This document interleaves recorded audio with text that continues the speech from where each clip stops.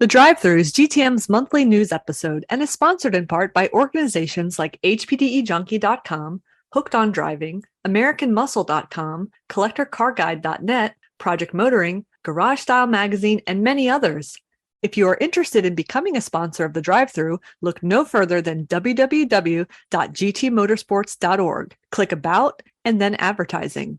Thank you again to everyone that supports Grand Touring Motorsports, our podcast Break Fix, and all the other services we provide. Formula One is the ultimate competition. Competitiveness, high stakes, and politics. It's described as a traveling circus, with thousands of employees that all share the same desire to win. The drivers are the best in the world, and they all think they're the one. They all want to be the best, and they're never less than full send. Welcome to our annual Best of Retrospective on automotive, motorsports, and random car-adjacent news. We're focusing on the entirety of the 2022 season of Formula One in our special Drive-Thru to Survive. What's going on?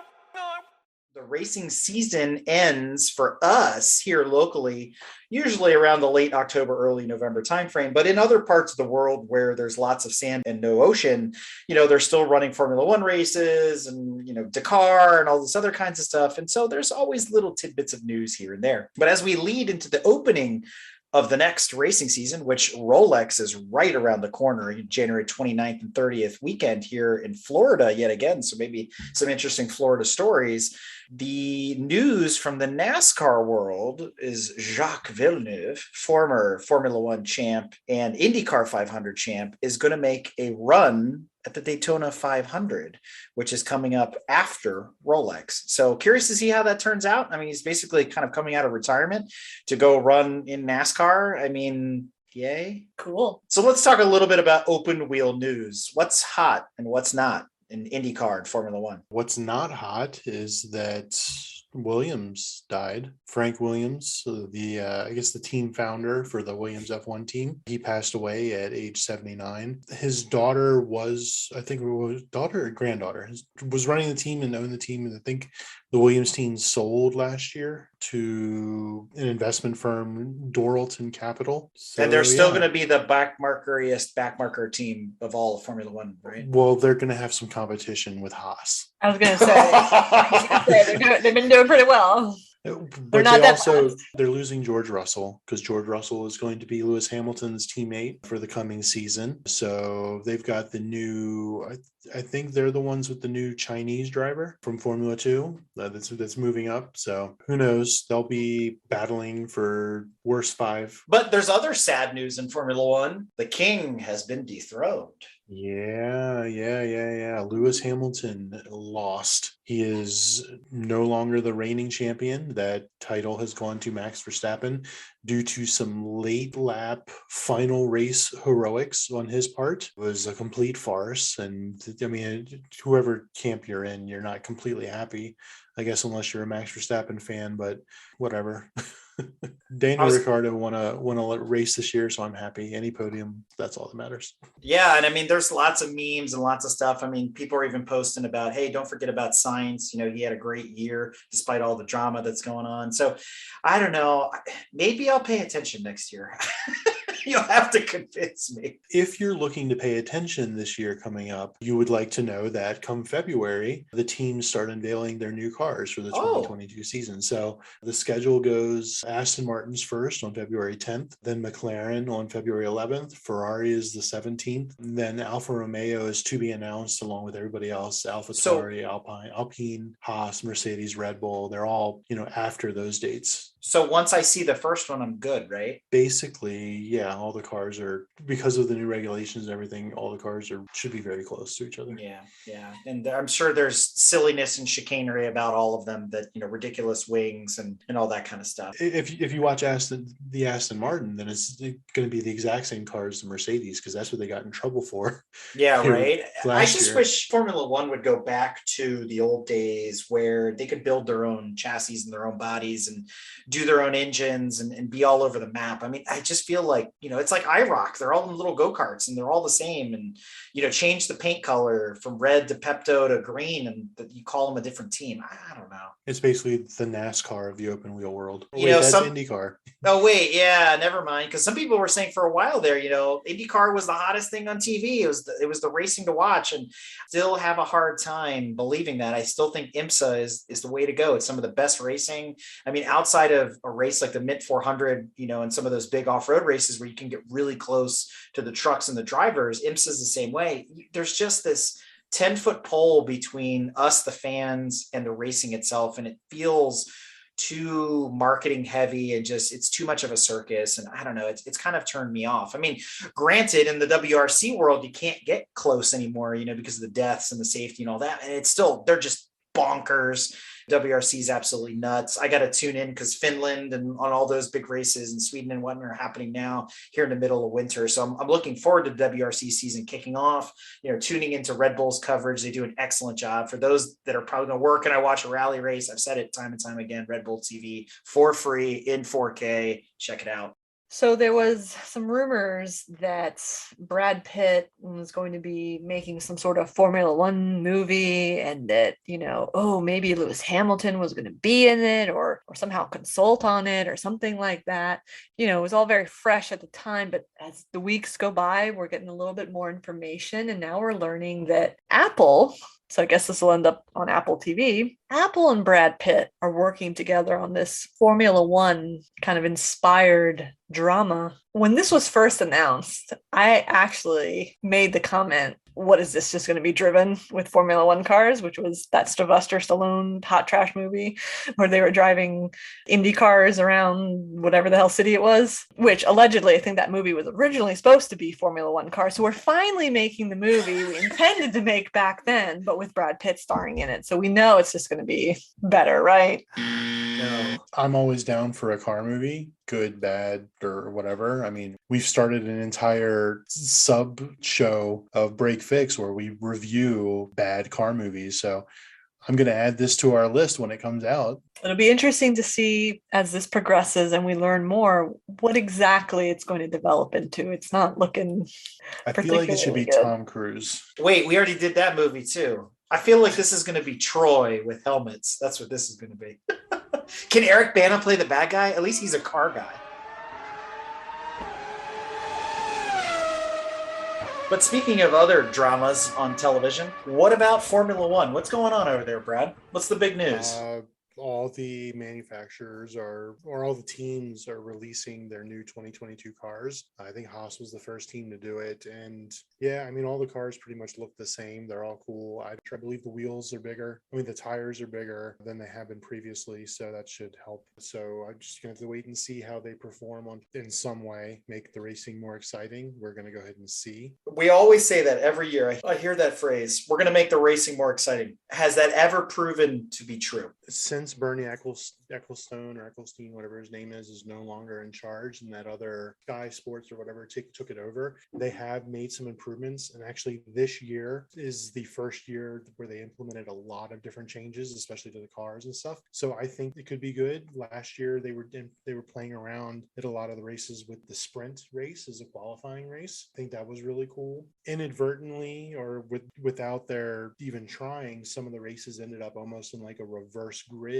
because of red flags and stuff like that on the restart, which was super exciting. But that wasn't anything that they actually did. It was just kind of a coincidence thing. They are trying to make changes. Some of them make it more exciting, but it depends on what you're looking for in racing. Some of our F1 fans hate the idea of the sprint race because it takes away from the actual qualifying, and it adds nothing really. It discourages someone from actually trying to qualify, and have the fastest lap. I'm going to watch anyway. I like F1 racing. I think it's much more exciting than that good Indy car. I thought the new Formula cars were Indy cars. They really look similar. I've looked at. They look identical, but the McLarens, the Astons. I was like, man, that's a cool livery on that Indy car you guys got there, and like whatever. But to your point about making the racing more exciting and the changes, my hot take on this is, if you want the racing to be more exciting, get rid of all this balance of power nonsense. What the people want, what the fans want, is not everybody to be the same. This isn't go-kart racing. This isn't even NASCAR for that respect. And NASCAR, I think, should change too.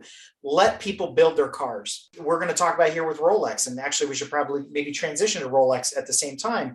When they did the balance of power on the Corvettes, if you can't build a car that competes, build a better car. Stop penalizing everybody. If you're following the marks of the rules, build a better car. The only caveat to that is I would say institute some sort of budget to keep some of that. I mean, there's a huge disparity in the amount of money that some of these race teams have. Like obviously the factory teams like Mercedes are going to have a significant budget compared to a team like Haas. Why don't we split F1 down the middle and do like they did in WRC, where it's WRC1 and WRC2. So there's F1A and F1B. It's essentially what it is. There's the best and then the best of the rest. But that's an unofficial thing. It's not official. Yeah. But yeah, I would agree with that. But look at it this way. If it was cheaper for Williams to develop like they did in the 70s, like a 6-wheeled formula car and have it be a V12, let them do it. Who cares? Like this whole cookie cutter, everybody's got the same car with different skin on it. It doesn't do anything for me. This is why I stopped being interested in Formula One, was right after the V10 era, where all the cars were basically the same. And during the V10 era, it was still different enough. Ferrari still had their motors, BMW had their motors, Renault had their motors, and they were all different enough and they performed differently. Some were better than others. To your point, Ferrari has deep pockets, things like that. But once they decided to make all the F1 cars cookie cutter, I'm done. I checked out. I don't care. I see that in a lot of other racing, and it hurts me because I think it takes away from the technological progression. It takes away from the ingenuity. It takes away from the originality. And when you're looking at the cars, you're like, well, what's the difference between the Aston and the Honda? There should be a clear delineation between what they are and what they're capable of, not the same thing. Here it is. So there is a team spending cap. It's down to 140 million from 175 in 2020. Oh, damn. Is that all? To help level the playing field for smaller teams like Haas as they go up against outfits with relatively unlimited resources like Ferrari, Mercedes, and Red Bull, which used to spend upwards of 400 million annually. So yes, they're instituting that as well as all these other changes to kind of more. Here's the underdog story, right? Ferrari spends 400 million and they get their butts handed to them by Williams, who can only spend 175. So who cares? Let them spend $1 billion if they want to, but build a better mousetrap. Figure out a way to do it. And you know where it comes from? The better engineers are the ones that do more with less. That's been proven time and time again. The cars that succeed are the ones that were built with less and they got more out of them than the folks that had deep pockets. That's the Porsche story. That's the early Italian sports car stories where they didn't have anything and they built from nothing. So I think we've gone away from that, and it takes away from the racing, in my opinion, because it's like watching a video game, right? And we'll talk about that in a minute too. And here we are at the tail end of March. And, a lot of the racing season has begun, but it's still pretty much in its infancy. There's never an unending amount of drama over in the Formula One side of motorsports. I will start off with the more serious news before I pass the baton off to Brad to catch us up on all the things that have happened in the world of Formula One. Michael Andretti has officially submitted his American Formula One team plans. Yay! Oh, that was the somber news. Yeah, that was pretty much it. He didn't say, he said serious, more serious news, which I'm all for an Andretti team in Formula One. I guess maybe he'll take over the Haas team or something. I don't know. I think that would make sense. Yeah. Especially with everything that's going on. I don't see them adding another team with 2 more drivers to make the field 22 cars. I don't see that happening. So he's got to take over for somebody else. Cool. Good on him. I hope he's got enough money to do it for more than 1 year. Well, since you brought up a Haas, that's a great way to talk about what's been going on. Yeah, so F1 raced last week, Bahrain. Haas, I'm sure everybody knows what's going on in the Ukraine, and because of sanctions and this, that, and the other, and social influence, global social influence around the world, people are basically cutting ties with anything that has to do with Russia, including the Haas race team. They had a Russian driver, Nikita Mazepin. His father was the main team sponsor. His company basically Uralkali or something? Yeah, Uralkali. They were an agricultural company. Basically, Haas cut ties with them, ripped up their contract, and then fired his son. And then in doing so, they brought on Kevin Magnussen, who used to race for Haas prior to last year. it was a good turnout. Kevin Magnussen got 5th place in the race. That's He awesome. qualified in 7th, I believe, finished in 5th. It helped that both Red Bulls and one of the AlphaTauri cars DNF'd. That freed up a couple spots ahead of him, but it was an excellent showing from Haas, who, if we all remember last year, finished dead last and second to dead last the entire season.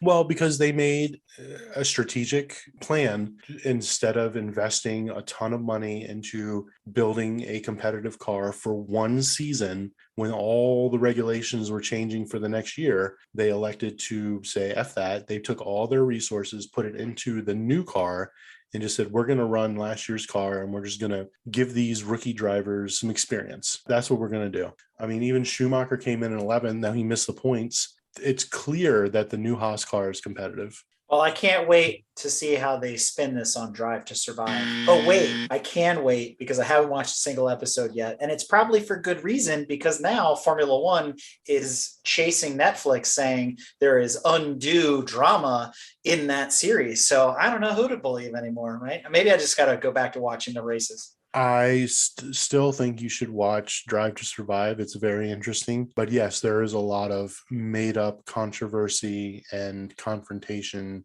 and soap opera-ness to the whole thing. Okay, so is it Bravo level of like reality television, like Real Housewives of Orange County, or is it? I don't think it's Bravo level. But one thing I will say strikes me as genuine is the hatred between Toto Wolff and Christian Horner. That I think is 100% dead on. I think those two hate each other's guts, and it comes through in the show. But I don't think Lando and Danny Rick have an issue with each other. I don't think Lando hates Carlos Sainz. They tried to play up those aspects because I guess otherwise, gone are the days of the big rivalries like Senna and Prost, or Hunt and Lotta. I think those days are over with. So they're trying to make something out of nothing. But another thing about the F1 race this past weekend, Ferrari came in 1-2 for the first time since 2018. I think it was 2018 at the same track. Or wasn't it even further back than that? They only did it once in 2018. Yeah, so it was good to see Ferrari at the front of the pack, one of the fastest cars out there. What's the deal with the Red Bulls and the fuel pump? Wouldn't we all like to know, including Red Bull, I think. But they haven't really disclosed too much information, but the cars failed because the engines were starved for fuel. We all hear all the time that lean is mean, but apparently too lean is not that mean. And Mercedes is having issues? Is that what I also heard? There was some speculation and talk during the testing that Mercedes cars weren't up to their usual standards. They did okay. I mean, they came in 3rd and 4th, so they're not terrible. Obviously, if the Red Bulls were there, though, they would have been a little further back. They're not running away with it like they have in previous years. The gap has been closed between the front and the back, which is good. It's good for racing, I think. But you know what doesn't exist and has been teased for many, many years is the coming, the shadowing, the grand pedigree of racing. Audi and Porsche are in talks and coming and debuting their Formula One team. I don't know if it's so much a team or they want to provide engines. Well, Volkswagen was supposed to provide the motors. So who is it now? But it probably gives more prestige to come from Audi. It's Porsche. the same BS they did with the 1.8 turbo. It's when VW created the 1.8T, then Audi suddenly said, well, we invented it. Like, get out of here. It's all the same motor. It's all the same stuff. That block has been around for 40 years. Get out of here. Porsche was in Formula One back in the day. They were an IndyCar as well. I want to see them come back because I'm tired of Mercedes and Ferrari. I want to see some mixes in there. I want to see them come back and actually launch a factory team. Correct. I don't want them agree to sell their crap to somebody else. Correct. I want to see them actually use it. Because then this ends up like Formula Atlantics or Formula Mazdas. It's like, cool, or like the Indy cars, all powered by this motor and everybody's got a different chassis. I don't know. I don't like that. But yes, to your point, I'd love to see a factory Porsche team back in Formula One, kicking ass and taking names. But, whatever. Who knows? Stop teasing me. It's been 30 years of teasing me and I'm done with it. What's hot this month in the world of motorsport there, Brad? F1 started not too long ago, and Mercedes is middle of the pack. Ferrari is leading. Woo! It's about time. Yep. Red Bull had yet another car failure. Yep. Red Bull is proving to be as reliable What radio as your station? BMW. What radio station were they tuned to? 94.9 NPR, sweaty balls. I believe there's a race this weekend. I But think there's a race every weekend. It's the Emilia not every Romagna. weekend. Yeah, they're in Italy. Are they in Mugello? No, Autodromo Enzo Dino Ferrario Spaghettio. it's the Emilia They're- Romagna They're Grand they're Prix. they're in Imola. The Whatever. former home of the San Marino Grand Prix. Anyway, there's Dill Pickle this weekend. There's a F1 race this weekend. We got Bill Pickle, Dick Trickle, and Cole Trickle. Ricky Bobby! Anyway. Ricky Bobby!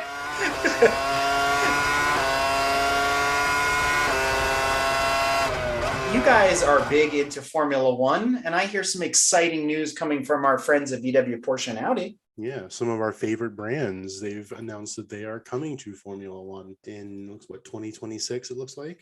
Not soon enough. 2026, we got to wait that long? I mean, is that when they're bringing out the next generation of car that they just brought out the new generation now? We're waiting for that. It seems like a 3 to 5 year timetable in Formula One. Will they be running 20-inch wheels then? Are they waiting for Trump to become president again and reduce the CAFE requirements? VW, the parent company of Audi and Porsche, et cetera, they're making a push to put Porsche and Audi in Formula One, not just in engines, but actually have their colors being run on a car. I don't think that has been said at all. It looks like Audi has an agreement with McLaren, I guess, for power plants. Both of these agreements are for power plants. Porsche will be powering the Red Bulls. I don't even think there's an agreement. I think there's we on this side want to do this, Audi, Porsche, and then McLaren's like middle finger, we don't want you. And I'm sure there'll be negotiations. At least that was my understanding. So maybe it's all for nothing. Maybe they're going to power the Andretti car. But the question is, with that, are they going to let another team in and have 22 drivers, or is Andretti going to have to buy out somebody? Haas. I think Gene Haas is looking to get out of Formula One because it's a loss leader for him. I mean, this year the team's been doing a lot better than they have previously, but still, I think he's been looking for an excuse to get out of Formula One for a little while. What do? Driver shuffle, or you just kick Schumacher to the curb?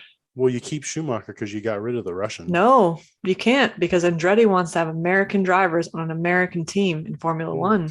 He can put Schumacher on the B squad and keep him as a test driver for the team and not break his contract. Yeah, but once you get a taste of that sweet Formula One drive, you don't want to be a test driver anymore.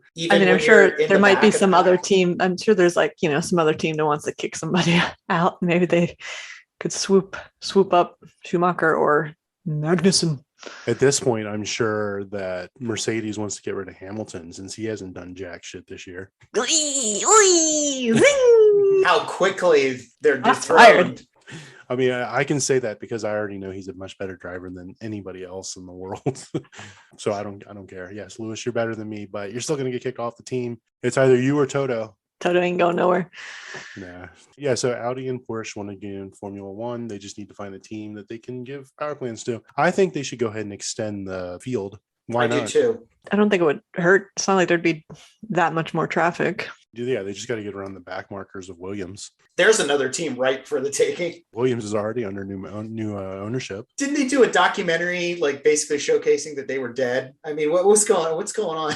There's this show on Netflix called Drive to Survive where they talk about all of this stuff. It's been on for 4 seasons now. 3 seasons? 4 seasons. Tanya, correct me if I'm wrong. 3 seasons? 4 seasons. Yeah. There's a lot of information out there, Eric.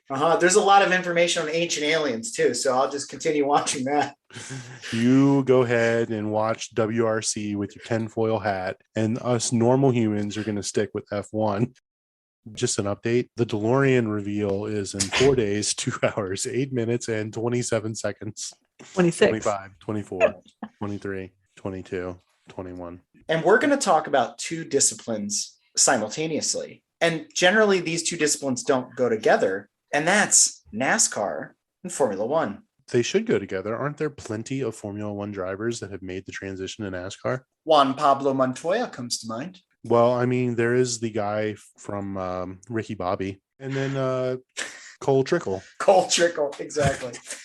But what are we really on about? Kimi Räikkönen making his return to the motorsports world. Iceman. Yes, and he's going to be driving what, Brad? A NASCAR number 91 Chevrolet Camaro at the Watkins Glen International Raceway up in Watkins Glen, New York. So he's going to run on a road course in a NASCAR. So that'll be interesting. Well, it's a limited road course. It's not the full. He's not going to do the toe and all that jazz. But this seems to be a new concept that Trackhouse Racing is pushing to put more overseas drivers, Formula One drivers, and IndyCar drivers alike in NASCAR Cup Series stock cars. I want to know if he's going to be using a 3-spoke steering wheel. They have that pad in the middle. You seen those? You know? That would be new for him, though, right? It's true. Do they even have spokes on their steering wheels? They're like rectangles with handles on them. Yeah, with about 500 buttons. You're right. Nobody knows what they do. Buttons and switches. I mean, good for Kimmy. Is NASCAR that desperate? That's my question. His retirement, he must have got really bored really quickly. You see it all the time. I mean, Mika Hakkinen went to WRC and Olivier Panis went to touring car. And I mean, they go wherever they go, right? Valentino Rossi is left motorcycle racing to go racing cars. He's the SRO. Okay. Yeah. So Kimi Räikkönen is going to be driving NASCAR in Watkins Glen. I mean, I guess I would watch that NASCAR race just because it's something different. When is that race? It's in the article. Has NASCAR season started? That's how much I pay attention to NASCAR. I know the answer is yes. I thought NASCAR started in February. Wrong answer. NASCAR season never ends. Then how do you know when it begins? It's a never-ending story. Well, since we brought up Formula One, you two are the resident experts, and I'm just going to bring up a couple of things that I noticed this past month. And we got to start with the Miami Grand Prix. You mean Monaco Light?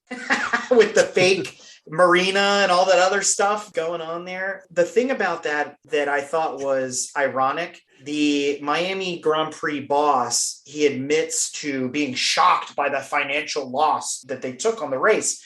And I'm like, yeah, you went out of your way to build this ridiculous track with all this fake stuff like Disney World, but you oversold the ticket sales and yet you still lost money. I mean, a race in its first year, especially in a new place, isn't going to make money. It's going to make money in its third year because then you're still paying down the investment. But I mean, what did he expect? You know, I gotta say, the Miami Grand Prix, the spectacle, the fake marina, and all that jazz. The helmets. That's exactly what you would expect from a South Florida rendition of the French Riviera Grand Prix. Which Monaco is coming up this weekend, by the way. And I thought that the helmets were the coolest part. You know, Lando with his basketball, Danny Rick with his Ace Ventura thing, you know, all that stuff, you know, really lending itself to Florida and whatnot. I didn't watch the race. I know you guys did. I don't even remember it. The track was that good? Mm-hmm. Underwhelming, because I didn't hear much from our members as well. I mean, normally there's a big hubbub about every race. And I think the one thing I heard was this track is trash. Lots of things that I heard were it was basically the Fire Festival of the F1 season. Yeah, but at least it happened, right? Because Fire Festival has yet to go off. Oh, it's okay. He's out of jail, so Fire Festival actually happened. They got a whole bunch of rich people together on an island in a foreign country. There was no music, but they had a festival. For a minute there, I thought you were going to talk about Ibiza off the coast of Spain, but you know, hey, whatever. No, they were down in South America somewhere. Let me just call up my buddy Ja Rule and see if I can get the details. I'm trying to think. I think it was a pretty boring race. Like nothing really. I say boring race, and there was like 5 DNFs, but. That's terrible. Is that's not the race where Schumacher and like Vettel crashed each other out. No, that was this past weekend. That was the Spanish Grand Prix. No, Vettel and I think Vettel and Schumacher was this race. Okay, and it didn't. I'm looking at a picture right here of. So Vettel took himself. Well, Vettel got taken out, but Schumacher kept going. I think. Probably, yeah. That's also the race where Vettel claims that he got robbed while he was there at the Spanish Grand Prix. And laughingly, I heard from somebody going, "Did he also claim that they stole his talent at the same time?" I was like, "That's a good one. That's really good. That's clever." So that race was a good race. But Miami, not so much. I can barely remember it. I do remember thinking it was boring. Everyone's spread out and like that. But how is it going to be portrayed in seasons 5 and 6 of Drive to Survive? Because all the drama llamas are going to be so excited to see the behind the scenes of the Miami Grand Prix. Well, there'll be basketball helmets and butt slaps and all that stuff. Well, it is confirmed that there is going to be a 5th and 6th season of Drive to Survive, which I'm not going to watch on Netflix because Which will be interesting to see if they've taken any of the feedback from F1 to tone down their dramatizations.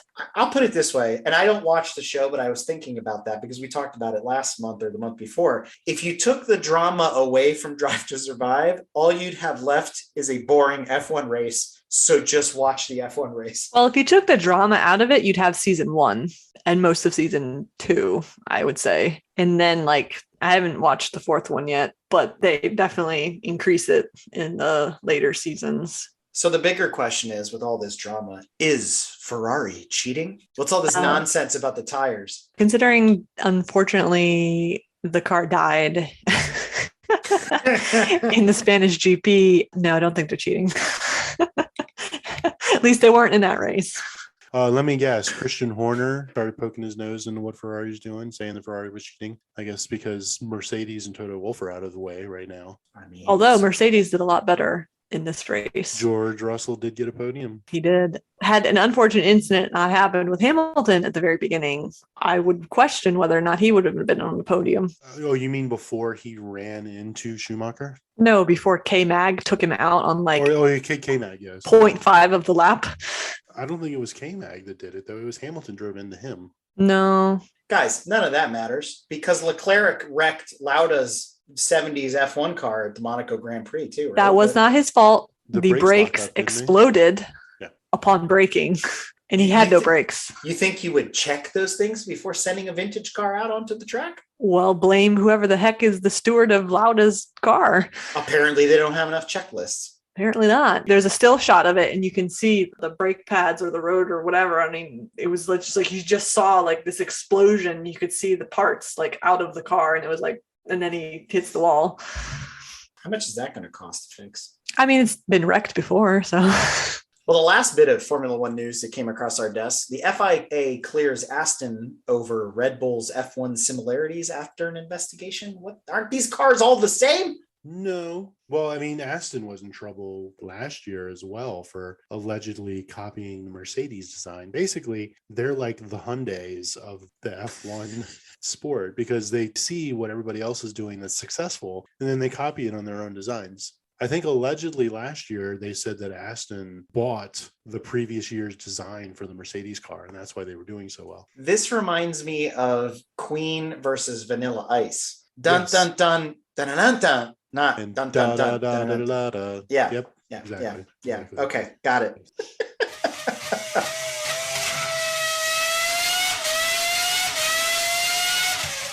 Good for the Indy 500. I unfortunately didn't watch it, just like Drive to Survive. Not watching that either. So you guys watch the Formula One races. So what is going on?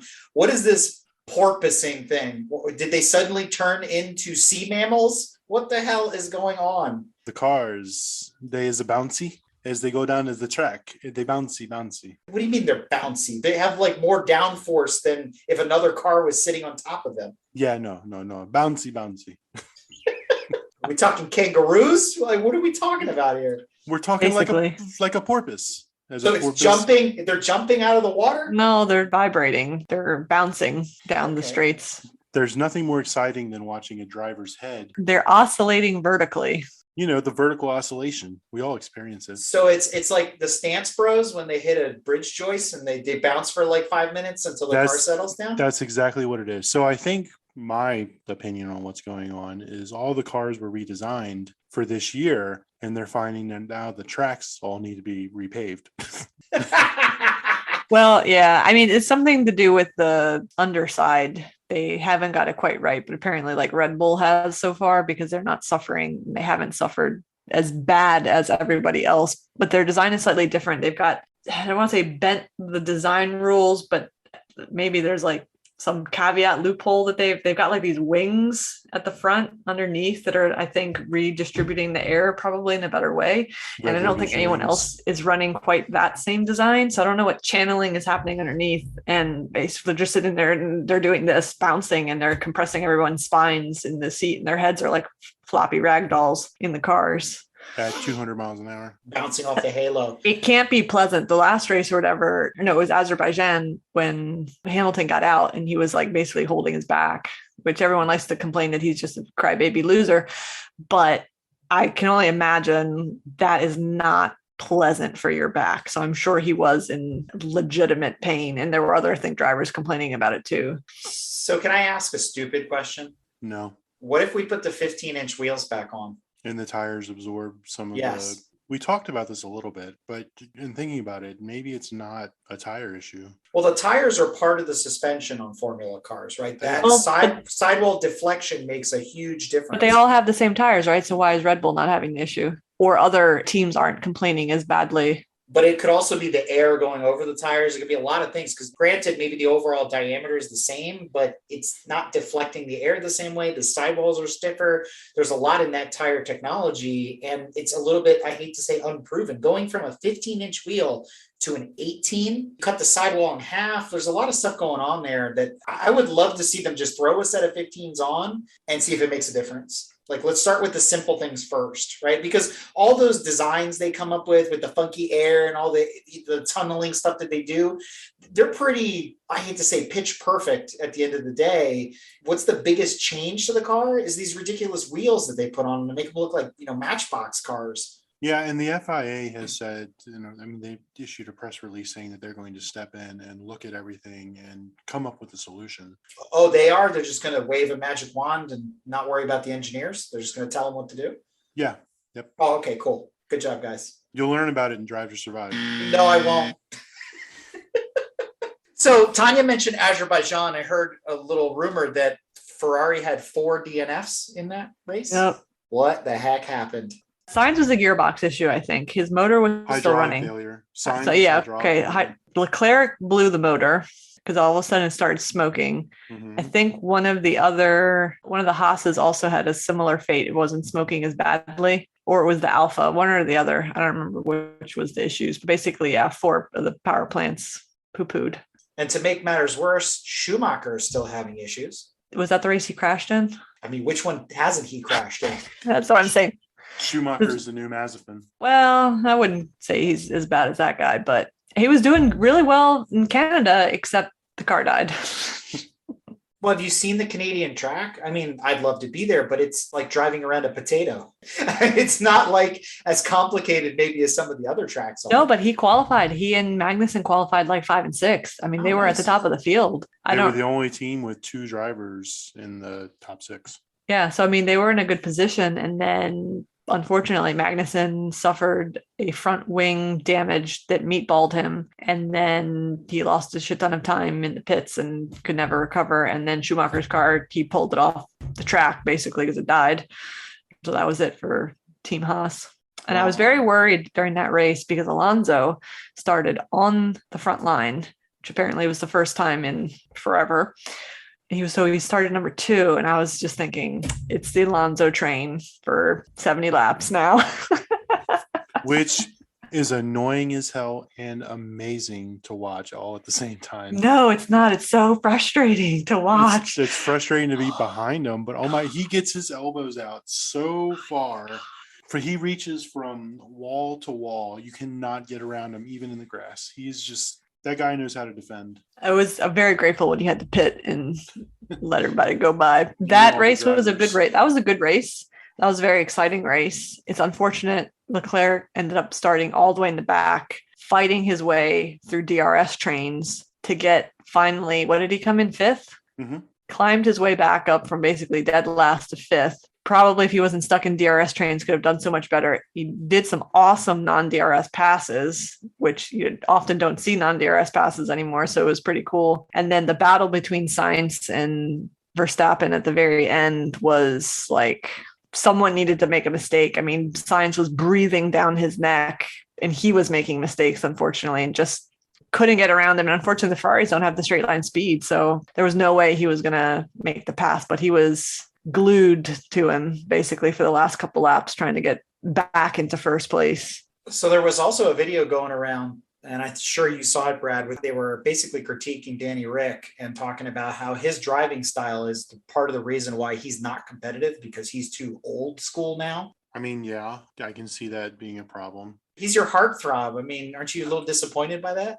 Of It's course. Danny Rick. I mean, he's your boy. He's always been in like the middle of the pack. He's like this guy that I feel like everyone had all these high expectations, and then he had one or two podiums and blah blah blah, and then but for the most part, the majority is middle pack, and then it's just gotten worse. Like he keeps jumping ship. Like he didn't stay long enough with anybody. He had a lot of promise at Red Bull, but Max Verstappen had more promise. And I mean, I think you and I theorized this, or you theorized it, that he was kind of maybe a little scared of having to compete with Verstappen, and he didn't want to be the number 2 driver on his own team. Yeah, there's ego there, right? So he made the jump. The jump to Renault was just not good because the car just wasn't really competitive. With McLaren, it's just a completely different car, and he can't seem to get it together. Well, and the McLarens themselves aren't competitive because everyone, Not this year. No, they were. makes They were a Lando competitive seem car like, last year. Lando is supposed to be the next Verstappen himself, and he can't do anything out there either. So Yeah, this year McLaren, they kind of like the way Mercedes,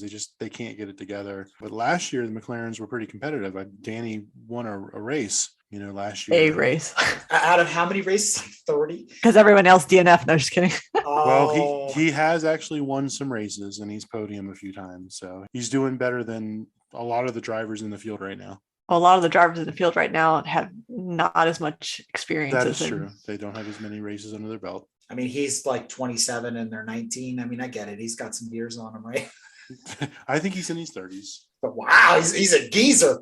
He's a bronze. Yeah, right. He's bronze class. Yeah, he's 32. I mean, for F1 standards. No, he's ancient. But Schumacher was still out there running until he was like almost 40, right? Or something like that. I mean, Schumacher a lot of those. was also in the fastest cars. True. But I mean, And back he in had the the day, best the F1 drivers were a lot older than they are now. Now they're like, you can drive a kart at like 5 years old, and then by 8, you're in a formula car. You're like good to go. It's nuts. So here's what I want to know. Do we get a Christian Bale movie version of this, kind of like The Big Short? Or is that just still called Drive to Survive? I don't get the joke. Tanya, I think you and I have to shut Eric down now. If he hasn't watched Drive to Survive, he cannot make Drive to Survive jokes. He tried really hard this month to get me to watch it. He's like, we're going to do it. I'm putting it on the TV. I'm like, no, I can't. Did you put it on? Because apparently Golden Girls got put on, but not Drive to Survive. I clicked on Drive to Survive season 1 and Golden Girls showed up. Dude, I don't know what happened. Those saucy old ladies are amazing. That was the original Drive to Survive. Yes. St. Olaf edition. They were surviving, all right. Not much drive there, though. Well, they had a drive to survive. Yeah, Not that they had to drive to survive, but they had the drive to survive. The drive to survive. And Blanche was a slut. Rose said so. We know this. Rose said so.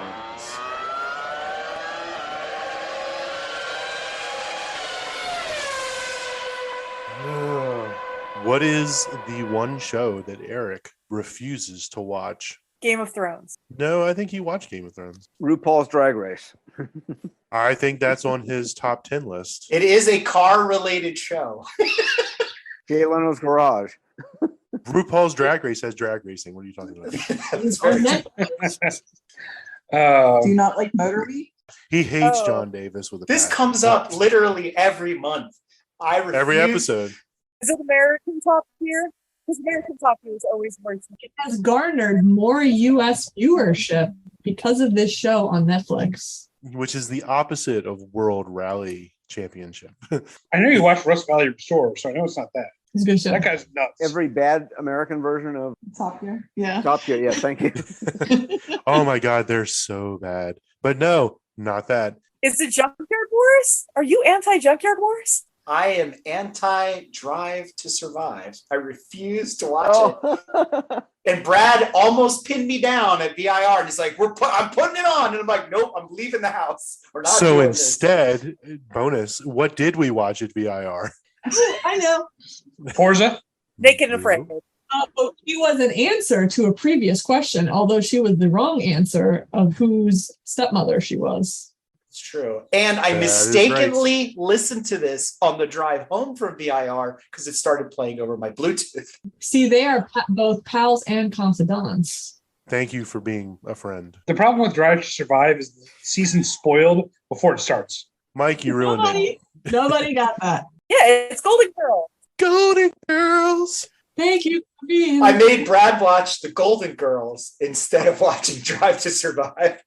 Because Golden Girls are amazing. Here's a little secret. He didn't have to make me. Hey, I watched that growing up. Great show. He liked it. He really did. Those four saucy broads. There is a new series coming to Hulu about F1 racing and stuff. You know, something else Eric will never watch. 100%. Daniel Ricciardo has been pegged as one of the executive producers. Hopefully he makes it not cheesy or overly dramatic or fake. I have an issue with how they talk about his racing prowess. He's not Ayrton Senna or Lewis Hamilton or Michael Schumacher. He's only won 8 races in F1, people. He's not like a champion or anything like that. So whatever. It's the same thing as like if Kevin Magnussen was doing this, whatever. But yeah, there's an F1 show coming out. Eric won't watch it. We'll have to tell you how it is. But you know what I honed in on, Brad?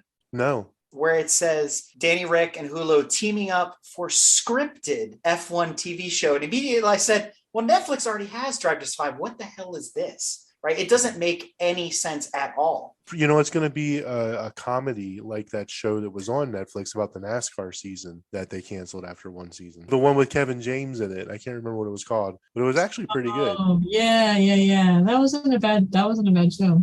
No, it was a pretty good show. They just dropped it. But there's also another docuseries Eric might watch. This one is being led, I guess, development by Keanu Reeves. Greatest person of all time. Wants to develop a docuseries around Ross Brawn and Brawn GP. Who?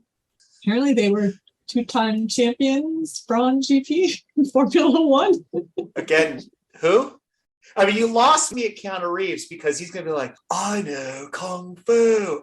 I mean, I get it. He's like into bikes and all this other kind of stuff. I'm happy there's another Hollywood celebrity that is into cars. If you tell me, yeah, okay, we're doing another Peter Brock film or we're going to do something about Hurley Haywood or whatever, fine. But this, whatever, okay, I'll watch it. It's kind of sort of up there with my attention span of like The Lady in the Dale and some of the other stuff. I'll get around to it when I get around to it. It's actually pretty interesting. So Honda pulled out of F1 back in 2008, but there was a team that they had that they just decided we're not going to fund. So the principal of the team bought it from Honda for £1. He renamed it Brawn GP. It was Ross Brawn. And then they had Jenson Button and Rubens Barrichello driving, and they won the 2009 season in 2010. Oh, so this is the Rich Energy car. Now I'm interested. I got it. But I want to know, any drama in the F1 world? Did Mick Schumacher blow up another car again? Or, you know, the Ferraris actually finishing a race? What's going on? So yeah, Carlos Sainz, his car broke. So he did not finish the race, the last race that they had, which was the Red Bull Ring, I think. Austria, yeah. Charles Leclerc won, but he was having pedal issues. So he was literally pulling the accelerator pedal back up with his foot to get it to set and then putting it down and pulling it up. it was still staying engaged like 30% or something. Oh, yeah. It wouldn't come back. So he would push it down and it wouldn't come back. So he had to manually force it to come. So he did that the last few laps of the race. Still managed to beat Verstappen. And then Lewis Hamilton got a podium. He came in third. Again. Yep. He's making his comeback, people. Right there with Danny Rick.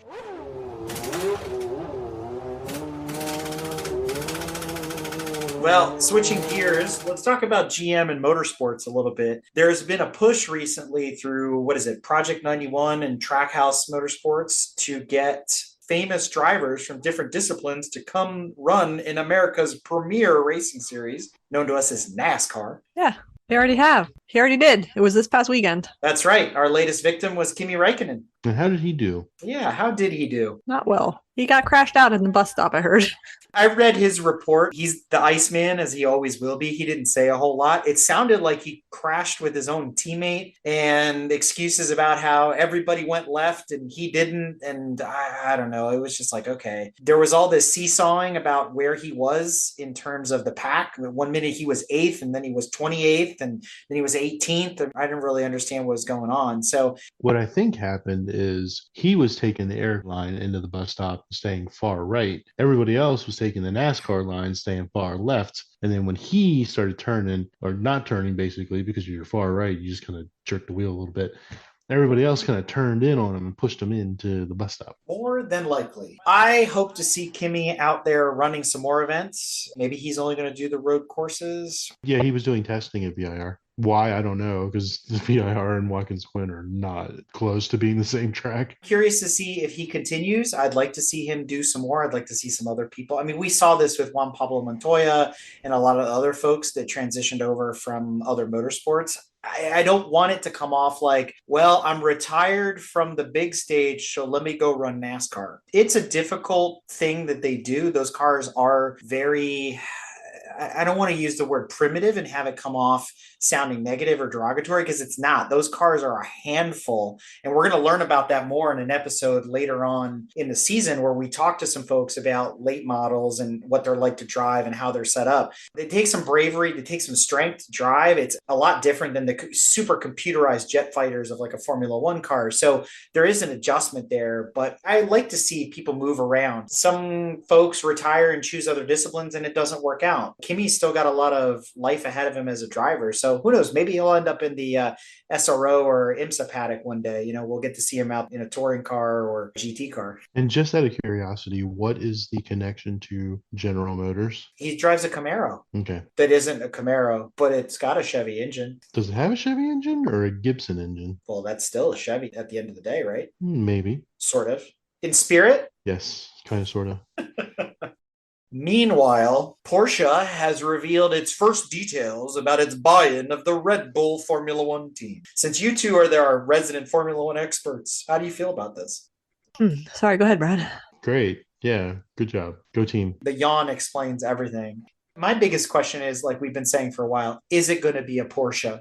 There was all that back and forth about Volkswagen supplying the MGUs, the new power plants, and this and that. Now we're not hearing that, but it's going to be an Audi. Okay, well, we've seen how that plays out. It's a Volkswagen product that they put a different badge on, and we'll go that way and make everybody believe that that's the truth. The question is the first Porsche F1 car in 2026 really going to be a Porsche? Isn't it all badge engineering at this point? It's all just advertising. Porsche's paying to put their name on somebody else's Formula One car. Sort of like the LMDH cars too, right? Where the chassis are being built by Dallara and they're being built by Oreca and whoever, and then people are slapping their badges on them and maybe supplying the power plant. So maybe that's the way of the future. Although for Porsche, it just seems out of character for them not to build a car from the ground up. I don't like that. I'd rather see them be car, motor, chassis, everything them than like, okay, I bought into 50% Red Bull, slap some Porsche stickers on the side, run a Honda motor. Exactly. They're doing the same thing that Aston Martin did, I think, with the now Aston Martin team, formerly Force India. It's all cost cutting. The bean counters and accountants have gotten in the ear of the executives and saying, yes, this is great. This will be wonderful for us, except we don't want to spend any money to do it. So make it happen.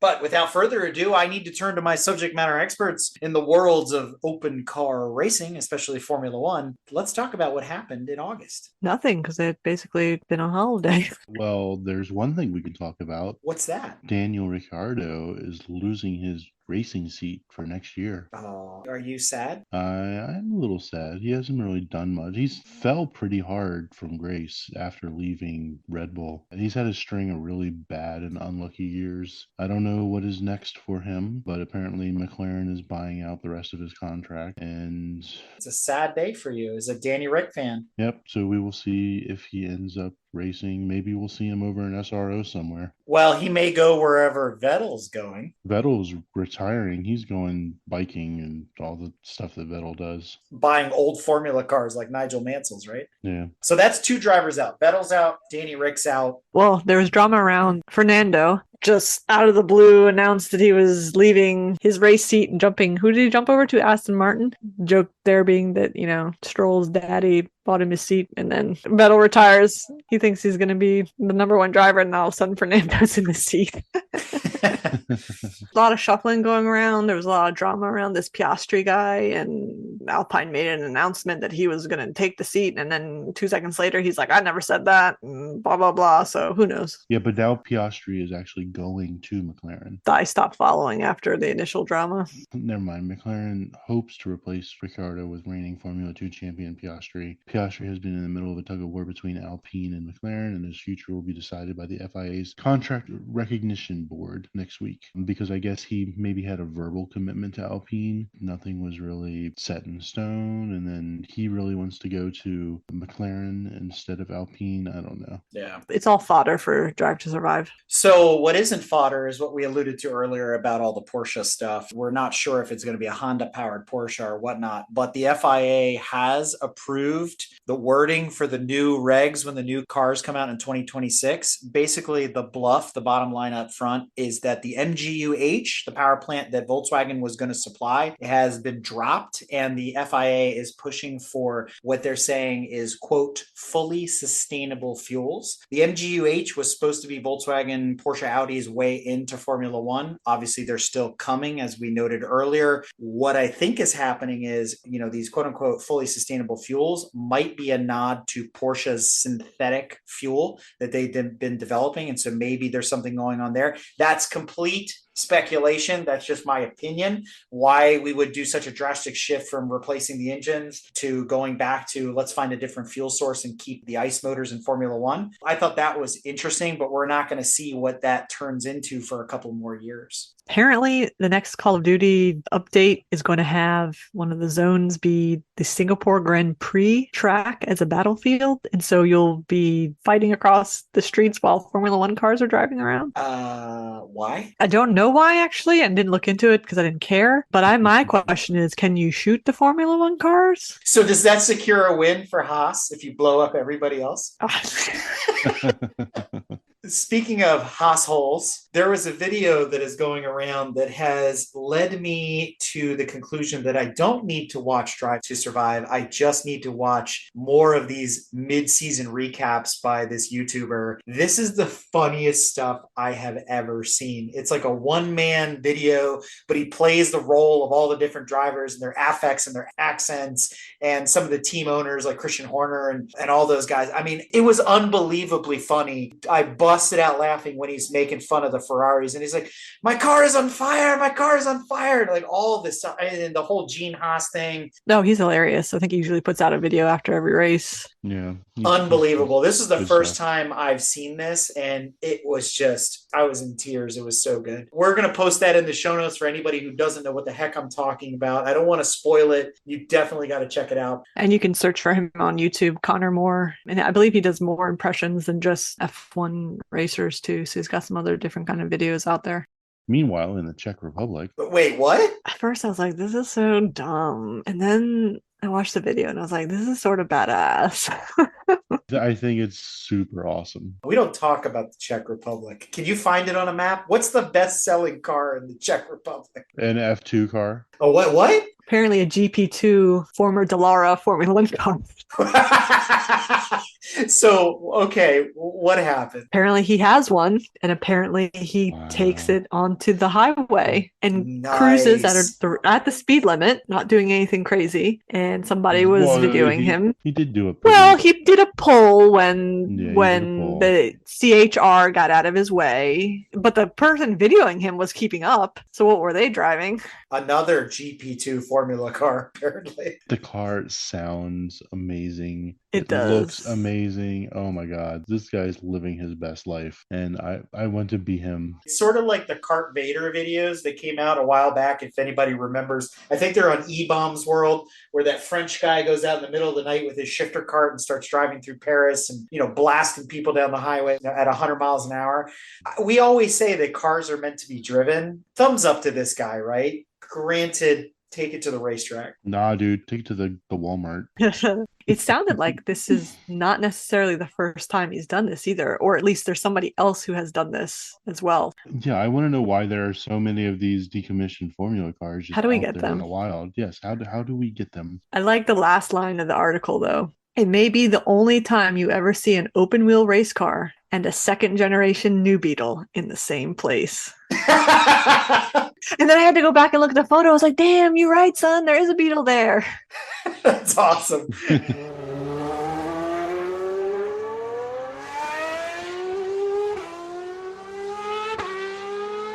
Yeah, so you were just talking about Porsche before Lamborghini. So speaking of them, there was a whole big hoo-ha thing about Porsche in F1 and Audi in F1, and Porsche suddenly was in talks with Red Bull, stick their label on the side of the car, I guess. Put your left foot in and hit your Put right foot out. We're doing the hokey pokey. Yeah, that's where we left it. That's exactly where we are. The music stopped. Porsche fell out of the seat. Duck, duck, goose didn't work. Got the duck reference again. There it is. There's no hope for a Porsche F1 team. Is that what you're saying? They wanted to do, I think, like 50-50, and that was 49 too much, I think, for Red Bull. Whatever it was too much. Horner was not willing to give up that, so they kicked them to the curb essentially. So no deal. TBD, what happens? Do they go after somebody else now? I don't know. I haven't heard. I haven't looked. I know we'll talk about it later, but I hear AlphaTauri's up for sale, so who knows? Maybe they'll slap Porsche stickers on that car. We'll be confused just as where we're going to be before. Honda-powered Formula One car by Porsche? Whatever. But more on that later. So what's going on in the open wheel Formula One community, Tanya? I know without Brad here, this is all you. Oh man, a whole bunch of stuff, like, Ferrari being Ferrari. So they blew up and caught on fire? No, but, looking great in qualifying, getting pole positions, and then just going home on race day. It's disappointing, but it's becoming quite comical. The memes are getting good. So yeah, not much goodness to report on Ferrari, but a lot of just turnover and driver changes. And the most interesting thing of the last race, which is also quite comical, was Albon, very last minute, ended up out of the race with appendicitis. So he wasn't feeling great and then ended up having to go get surgery last minute. And it was like a whole thing. Like he reacted badly coming out of the anesthesia too. And but he's okay. He's good. But they put the reserve driver in, Mr. Nick DeVries, I think his name is. And he got a top 10 finish. His teammate, he's so much better than I don't see Latifi having a seat because this guy just got the first points. How bad is it that you're 21 out of 20 drivers in points because your reserve driver came in? He had a resume. He did a job interview and he passed that job interview. If he doesn't get probably a seat, having shown that based on his performance, I don't know who's in charge. So is that why Herta lost his seat? Because now they got to put this guy out there? I don't know. The whole Herta thing is all the drama around the super license, and he doesn't have enough points because he hasn't done enough races and Indy and this, that, and the other. And, the whole scary thing, if they make an exception for him, then it opens the floodgates to all these other people. But then I think I saw an article that was well, then Kimi and even Verstappen should never have gotten their licenses or something. And I didn't follow into that, so I don't know the whole story behind it. For what it is right now, Herta's not moving in yet because they're sticking to their license rules. But there are other movements with Ricardo getting kicked out. Yikes. And then they finally, that whole will he, won't he, do they, don't they, with Piastri, and that he was with Alpine and then he's not. And apparently he's being signed now to McLaren officially. So there's a bunch of vehicle driver changes. Unfortunately, Schumacher is no longer, I guess, on the Ferrari team anymore. So I guess they're not pleased with his Haas performance, unfortunately. So he will no longer be part of the Ferrari driving team. Well, they can't afford to replace cars after every race. Well, you know what? The last several races, he hasn't really had any incidents. He hasn't put them in the wall or anything like that. So he's been finishing. So, that's good. He's got big shoes to fill. And that's unfortunate. Carrying that last name and the heritage and thinking that he's going to jump into the Ferrari and suddenly he's going to be his dad. I hate to say it that way, but there's only one Michael Schumacher. It's tough. Who knows? He needs more seat time, like we all do, right? And that's the recipe for success, is more seat time. The question is, where does he get his seat time? Does he walk away from Formula One for a while and go to IMSA or go to WEC, go run prototypes or Indy cars, come to the States, get some more experience? I know that F1 is the top of the totem pole, but a lot of these guys, have experience from other places, and then they had ventured out afterwards. Look at Juan Pablo Montoya, look at Alonso, trying to go for the Triple Crown and all that kind of stuff. There's other opportunities. There's been plenty of people that left F1. Take Olivier Panis. He ran for Prost. He was basically a back marker way back in the day. He went to touring car and he kicked butt. Like, he found his discipline, right? And maybe Schumacher needs to do the same thing. I don't know. I was wondering, Vettel's retired. They're friends. Maybe he could become more of a coach or a mentor. 4-time world champion himself, Sebastian Vettel. So maybe there's something I think he's already probably to some extent been working with Schumacher, but maybe there's something more there he could do if there is a path or anything for him to be a sliver as great as his father, right? That's very true. And I think the last bit of hokey pokey that's been going on in the open wheel world has to do with Alex Palou, right? There was a whole thing about he was leaving IndyCar to go to McLaren, same kind of things like Colin Herta. And now we're talking about he's sticking with Chip Ganassi after all of that stuff. So, okay, fine, whatever. It's always like this time of the year, right? What does the next season look like? If it isn't the new cars that are coming out, we all get excited about that. It's the drama of the drivers changing teams. The bigger question is, and maybe for Sarah, is how's it all going to play out in Drive to Survive? I don't know. I'm dying to watch this next season to see the other perspective of what I'm watching right now. It's crazy. I don't know.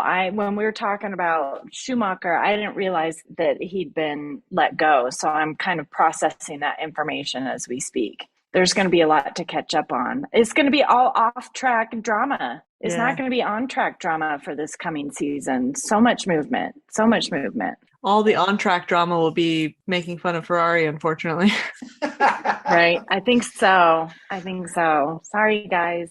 Sorry. And since we're bringing that up and to talk a little bit about what we talked about on your episode, you became a Formula One fan as a result of Drive to Survive. No, you're absolutely right. And I will admit it freely all day long. I love it. It's been kind of a gateway for me to start watching and learning about other races too. So one of the women I work with, our associate editor, Shannon Scott, sorry, she just got married. Shannon Scott, she's a big IndyCar person. And so we published an article about watching an IndyCar race for your first time. And she provided her perspective along with one of our newbie writers. And so, we're all kind of getting excited about that, even though it's the tail end of the season. But in any case, it's like figuring out, okay, what am I going to do? Am I going to maybe go see some races this coming year? Because it would be really fun to put all those pieces together in person. I'm really excited about that. And speaking of that, there was an article that gives you no information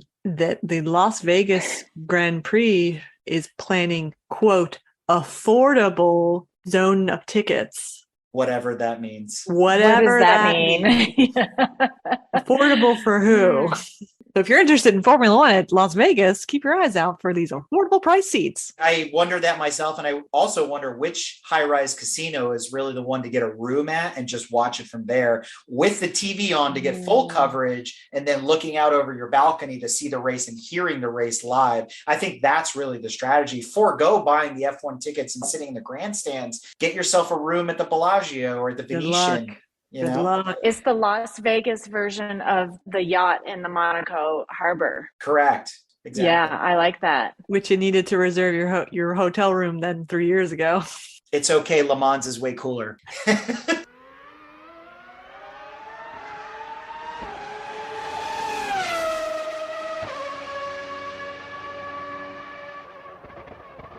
But what else is wrapping up is the open wheel and Formula One season. So why don't we jump into that as our showcase for the first time in 27 episodes? Let's kick it off with Formula One. There's only 4 races left. One coming up this weekend that will have happened before the drive-through airs. We do not know the recap on that as of yet. Who will take first place? It's Lewis Max Hamilton's Verstappen wins. favorite track, but he did not win there last year for the first time in forever. I heard that Mercedes was doing some changes to their front wing. Sounded like to help with turn-in, so maybe he'll stand a chance. Likely not. So can we just make predictions for this race that has already happened when this airs? I'm going to say that Verstappen wins, followed by Leclerc, followed by Verstappen's teammate. Sergio. Yeah, Checo. Followed by Sainz. Followed by Hamilton. Sainz is going to crash out and end up in last. But isn't Coda just like Monaco? You end where you qualify unless you screw up. No, there's plenty of passing opportunities at Coda. For the back markers. Mercedes has been so far ahead of the pack, but this is a different year. Maybe Hamilton didn't do so well at Coda last year because just like this year, he has to explain his latest jewelry investigation. Jewelry investigation? Tell us more. I think it has something to do with his nose stud, and he had to leave it in place because he was having an infection of some sort. Hadn't they already got on his case about wearing jewelry during the races, like earrings? He already, the nose ring and everything like that. Like, they're very much against it. I'm like, because it's safety, we'll use that excuse. Fine, whatever. I mean, as long as it fits in your helmet, it doesn't obscure your vision or whatever. It isn't ripping into the flame retardant material of the helmet. Why do you care? But I mean, if he's having issues, take the damn thing out. I don't know what to say. Is this like the women that go to an office environment and they've got a nose ring, so they got a piece of Band-Aid over it because they can't take it out? Well, apparently he had it like soldered in, so it was like permanent stud, so he couldn't take it out. And so they gave him exceptions, and then he took it out because of the rules, and then he got an infection, so he had to put it back in. And I guess that's where like the newest debacle is. Well, he soldered it in, so he had to use a Dremel to get it out. So of course he had an infection. He had to have somebody on the team Dremel it out because he couldn't do it himself. Can you imagine? I don't know, like, how you do that anyway.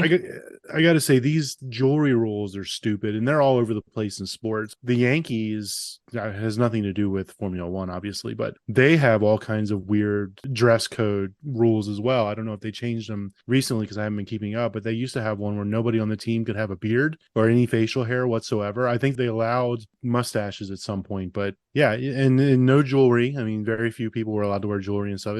I think those rules are stupid. That mustache rule is hilarious because all the baseball players look like 70s porn stars.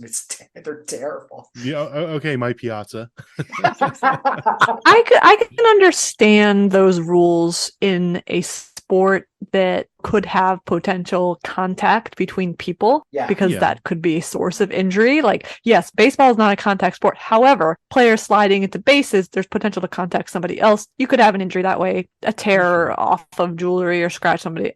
So I could get that rule. The nose stud in your nose, inside your helmet, if the crash is so bad that your helmet is compromised to such an extent that the nose ring becomes a problem, it doesn't matter anymore. You're dead. There's a very high probability. I mean, am I missing something? Can your family recover the nose stud and sell it for millions? I could understand like a rule that's like, don't wear rings, because why would you, honestly? Because your hands can swell or do whatever when you're doing physical sports like that, or a situation of, I don't know, something happening and your finger getting smashed and the ring cutting off your finger or something like that. Or same thing with a necklace chain, even though that should be tucked into your suit, not a big deal, but heaven forbid it got snagged somehow on something and I don't know, chokes you. But your nose stud, I don't know, earrings, if you had an earring, like, again, if your helmet's that far compromised, you're not giving an F1 about your nose ring. In this picture, he's got his AirPods in. Does he wear them when he's racing too? Is he out there listening to like Jay-Z and Oz or whatever the hell Lewis Hamilton listens to? Well, they all have an earpiece, right? Well, he's definitely not listening to the team. The joke is that he's listening to music or something and not paying attention to them. But you know who never had to worry about any of this in his 60 plus years of racing? Mario. Formula One champion, 1978, Mario Andretti. And he made some news in Formula One this month. He got back in to the seat of a Formula One car, a modern Formula One car. Modern-ish. It was a pre-4-cylinder turbo McLaren thing. It sounded amazing. It sounded good, yeah. What was it, a 2013? Yeah. The 2013 McLaren, and he got to drive it around Laguna Seca. I don't know how many laps he got. From the video I watched, it's only about 5 minutes. He did at least 3, and his first lap, I was like, oh man, he's driving like he's going to Kmart or something. And then he was actually doing the right thing. He was hitting all his apexes. Mm-hmm. He let it warm up, and by that third lap, I was like, for an 82-year-old, he is booking. I mean, you heard him going into the turns, downshifting, get right back on it. I was like, dude, he's still got it. And you watched his lines, and they were super clean. And I was like, man, you go. That's awesome. We need another 80-year-old driver out there competing against him. That's called VRG. They need like the League of Legends or something. International Race of Champions. Yeah, IROC. Yeah, whoever's still around, they need their own series. The G series, geriatric. I mean, NASCAR's got most of the senior citizen sponsors on their cars anyway. Cialis, Viagra, AARP. I mean, what's the difference, right? The Silver Fox series. We talked about this last month. You guys brought up the whole thing about Colton Herta and his super license and all that. And you know what? Somebody followed up on exactly what you guys were talking about, that there were other drivers that would have been rejected under these F1 super license rules, and they brought up 8 of them. The new super license rule, which this rule came into effect with Max Verstappen's move into super license in 2015. So he was the reason why they even instituted this rule. So basically himself, or a lot of people before him, would not have qualified for their super licenses into F1. And the 8 drivers in reverse order. Oh, it's a Letterman list. Let's go. Number 8, Alonso. Really? Number 7, Damon Hill. Whoa. Number 6, Alan Jones. Who the hell is he? Jenson Button at number 5. Number 4, Nigel Mansell. Wow. That's impressive. Can you imagine us missing the great Nigel Mansell? Number 3, the Iceman, Kimi Räikkönen. Really? Because apparently he had like 3 days of racing or something ridiculous. It wasn't 3, but he didn't have very many races under his belt. Number 2. This one surprises the hell out of me. Niki Lauda. Really? Because essentially he bought his way through F2 and into F1. The good old days. And then number 1, Mr. Max Verstappen himself, who brought this rule. That's an interesting list of folks. The history books would be a lot different if this rule was in place. So that's where I'm getting at. Why does this have to be so complicated? If you want to buy your way in, you can afford to run in a Formula One team. No, because Mazepan is the reason why they don't want that. He might spin. Isn't that how you pronounce it? Mazepin? I feel like this is just another barrier of entry. Exactly. For people that don't look like the rest of the people that are already on the F1 grid. Yeah. It's just another barrier of entry in a long list of other barriers of entry to prevent people, like women, people of color, and things like that, from getting access and having an opportunity. Americans in general. Yeah, having an opportunity to race on, open wheels biggest stage. It's kind of sad. They talk about, Mario, the American F1 winner and all that. And I'm not discrediting any of his wins because they're all legitimate, his championship and everything, but he was a naturalized American, dual citizenship or whatever. Since what? Scott Speed was the last one that really tried, and that didn't go anywhere. Michael tried, that didn't go anywhere. There was always like something in the way to get an American F1 driver out there. And it's like this Colton Herta thing is just, again, they're playing these games to your point. We don't want the Americans here. And I don't understand why. Do we not have the talent? It's like they're redlining. Just to circle back to give credit to Mr. Alan Jones, in case anyone is wondering who he is. He was a one-time world champion from 1980 Australian drivers. This is why I don't know him. Okay. He's like that guy who played one Bond film. Laserbeak. He was awesome. And he was Yes. also from Australia. It's an Australian. He was a Williams driver, in case anyone else wanted more fun facts. I don't believe that a Williams car won. There used to be something. Back in the day, yeah. They definitely were. There's still something. I hear that imitation is the most sincere form of flattery. So AlphaTauri is trying to be Ferrari now? Whatever. Their car had a little flame incident in pit lane during, I think, Singapore Grand Prix. Next. At least they were in pit lane. Everyone is right there. And as we were about to roll him back out of pit lane, and then whoosh. Whoops. Anticlimactic. And the Singapore race was actually quite interesting. Not really. Yes, no. It's a city it's a city track, right? So it's a street course, very tight. Essentially, it's follow the leader. So the position you started in was basically the position you ended in. So Sergio took the early lead right off the line, and that's where the race ended, with Sergio Checo Perez coming in first, followed by a 2-3 Ferrari finish. There was some interesting whoopses and almost misses throughout that race. Uncharacteristic lockup by Lewis, which totally shunted his chance at pressuring into third place. Verstappen had terrible grid position. I don't know what penalties he got, that he ended up like 8th when he started, and then obviously didn't break back into the top 3 because it's a really hard track to pass people on. And, that was that race. And then we had Suzuka, which was a cluster. I watched the first couple laps. And then it stopped for 2 hours. Yeah, exactly. It was. Yeah. Wait. What? I had to go. I had other things to do. I had grocery shopping and kid detail. Yes, it was like a 9-hour race, and 8.5 of those hours was not doing anything. That's an exaggeration. So it was raining, and under the glorious judgment of I don't know who, everyone started on inters, on intermediate tires. I was very confused by this when I saw the lineup of the names and everyone had the inter tires next to their name. It is actively raining. Why are you not going out on wets? And it's not even like the radar was like, oh, well, in the next 5 minutes, it's going to stop raining. So, I don't want to be on wets. No. It was like actively raining and going to be actively raining for like the next several hours. And everybody went out on inters. What happened? Partway through lap 1, Carlos' rear end broke loose and he crashed. Then somebody else had like a failure and ended up red flagging the race basically on lap 2. And then they sat there for like 2 hours not doing anything, waiting for the rain to subside. And then when they finally decided to go back out, everybody put wets on. It wasn't raining.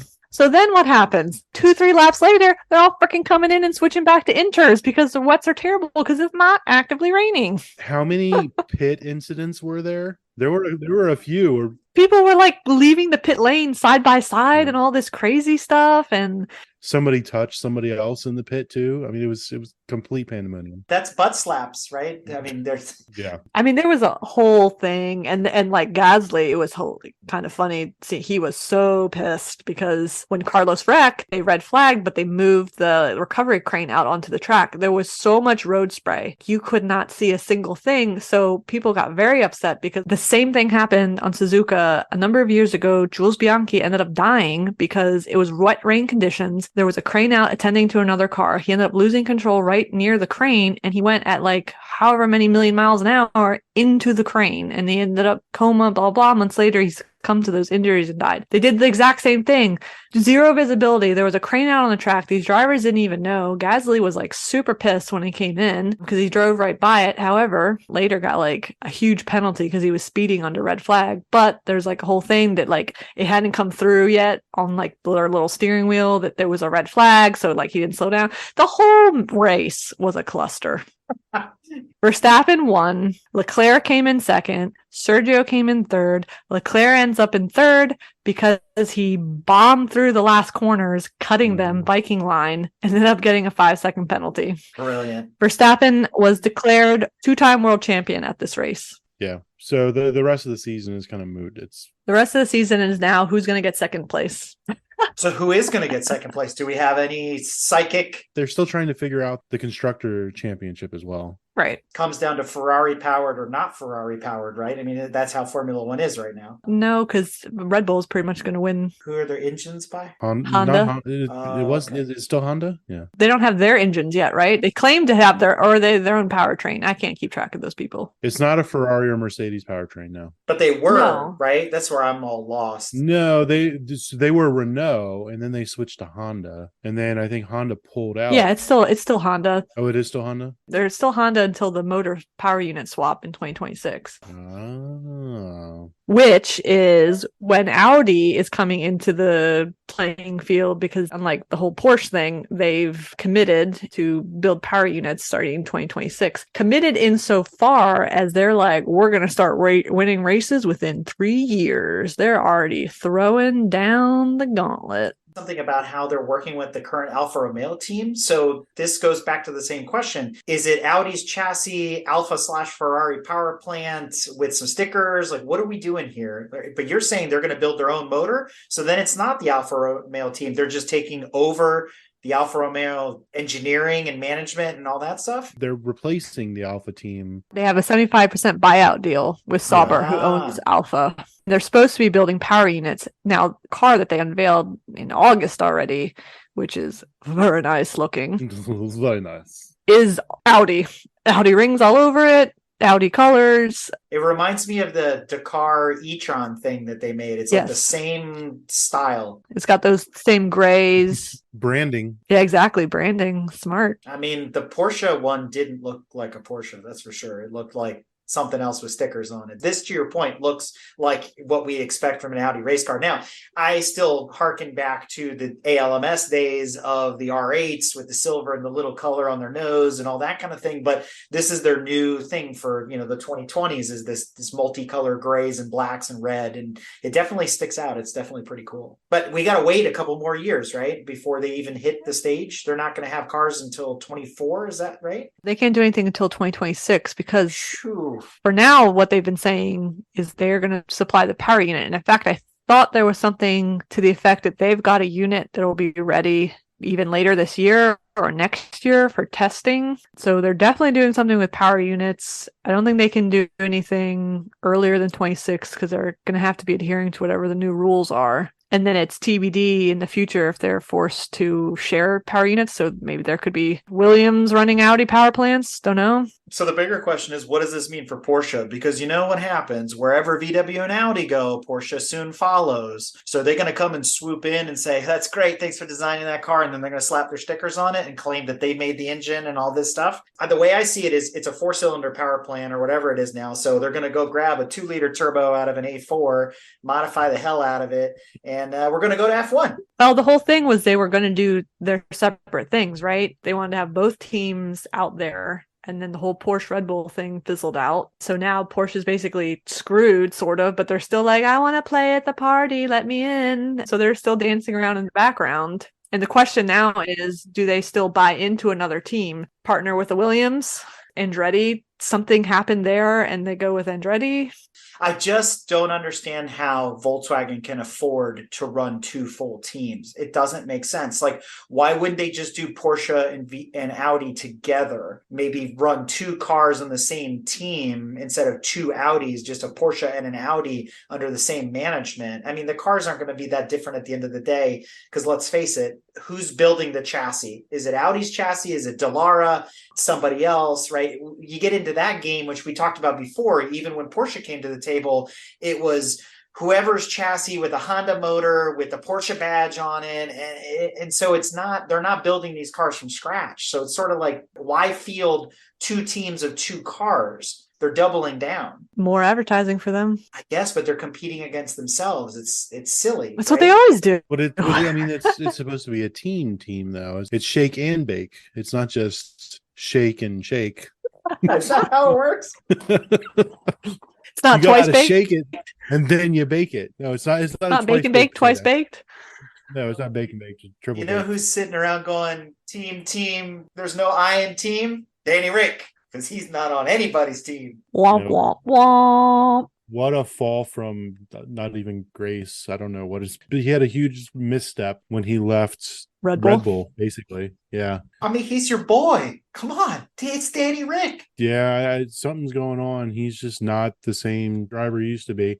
That kind of answers the question. Was it the car or was it him? It's obviously the car. That cowboy hat that he's been sporting over the last week. What is going on? Is he a rodeo dude now? Like, what is he doing? That's his shtick, to be funny and lighthearted and humorous wherever he goes. And I think he just loves Texas. So, got to put that cowboy hat on. He's very much like Richard Hammond. He is a closet American. Drives a Mustang, goes to Cars and Coffee. Runs over a bunch of people. And yeah, that's why he doesn't drive an F1 anymore. I thought you would be more heartbroken about this, Brad. I know there are people out there that are just devastated that Danny Rick isn't going to be on the roster. I am disappointed because I think there are other drivers that deserve to go versus him. But for instance, I think Lance Stroll doesn't deserve a place on the grid. I think Danny Rick does, but Danny Rick doesn't have the deep pockets that Stroll does, and his daddy doesn't own the team. He is actually in a great spot right now that he won't be tethered to Formula One. If he turns his eyes the right way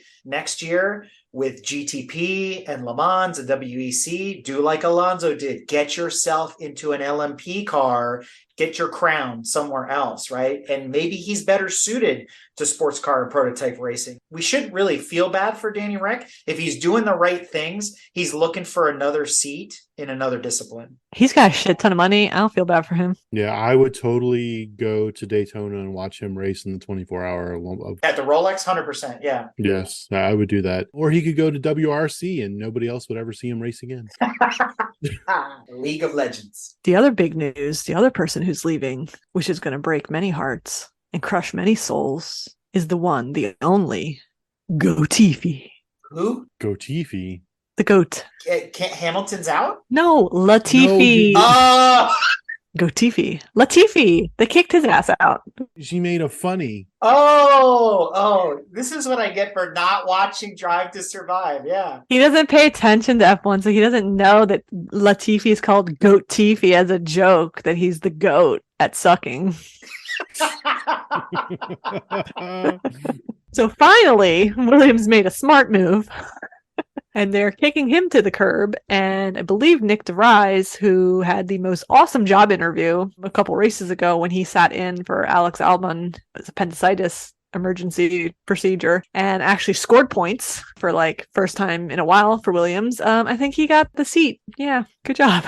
And he was the test driver, right? Is what you told me. Something like that. And then he was reserved, so they put him in the seat, and he did very well for first time actually out there competing. So he will be on a full-time seat. Awesome. Good for him. Congratulations. Meanwhile, I think there's news from Haas. They have a new sponsor. What? Woo!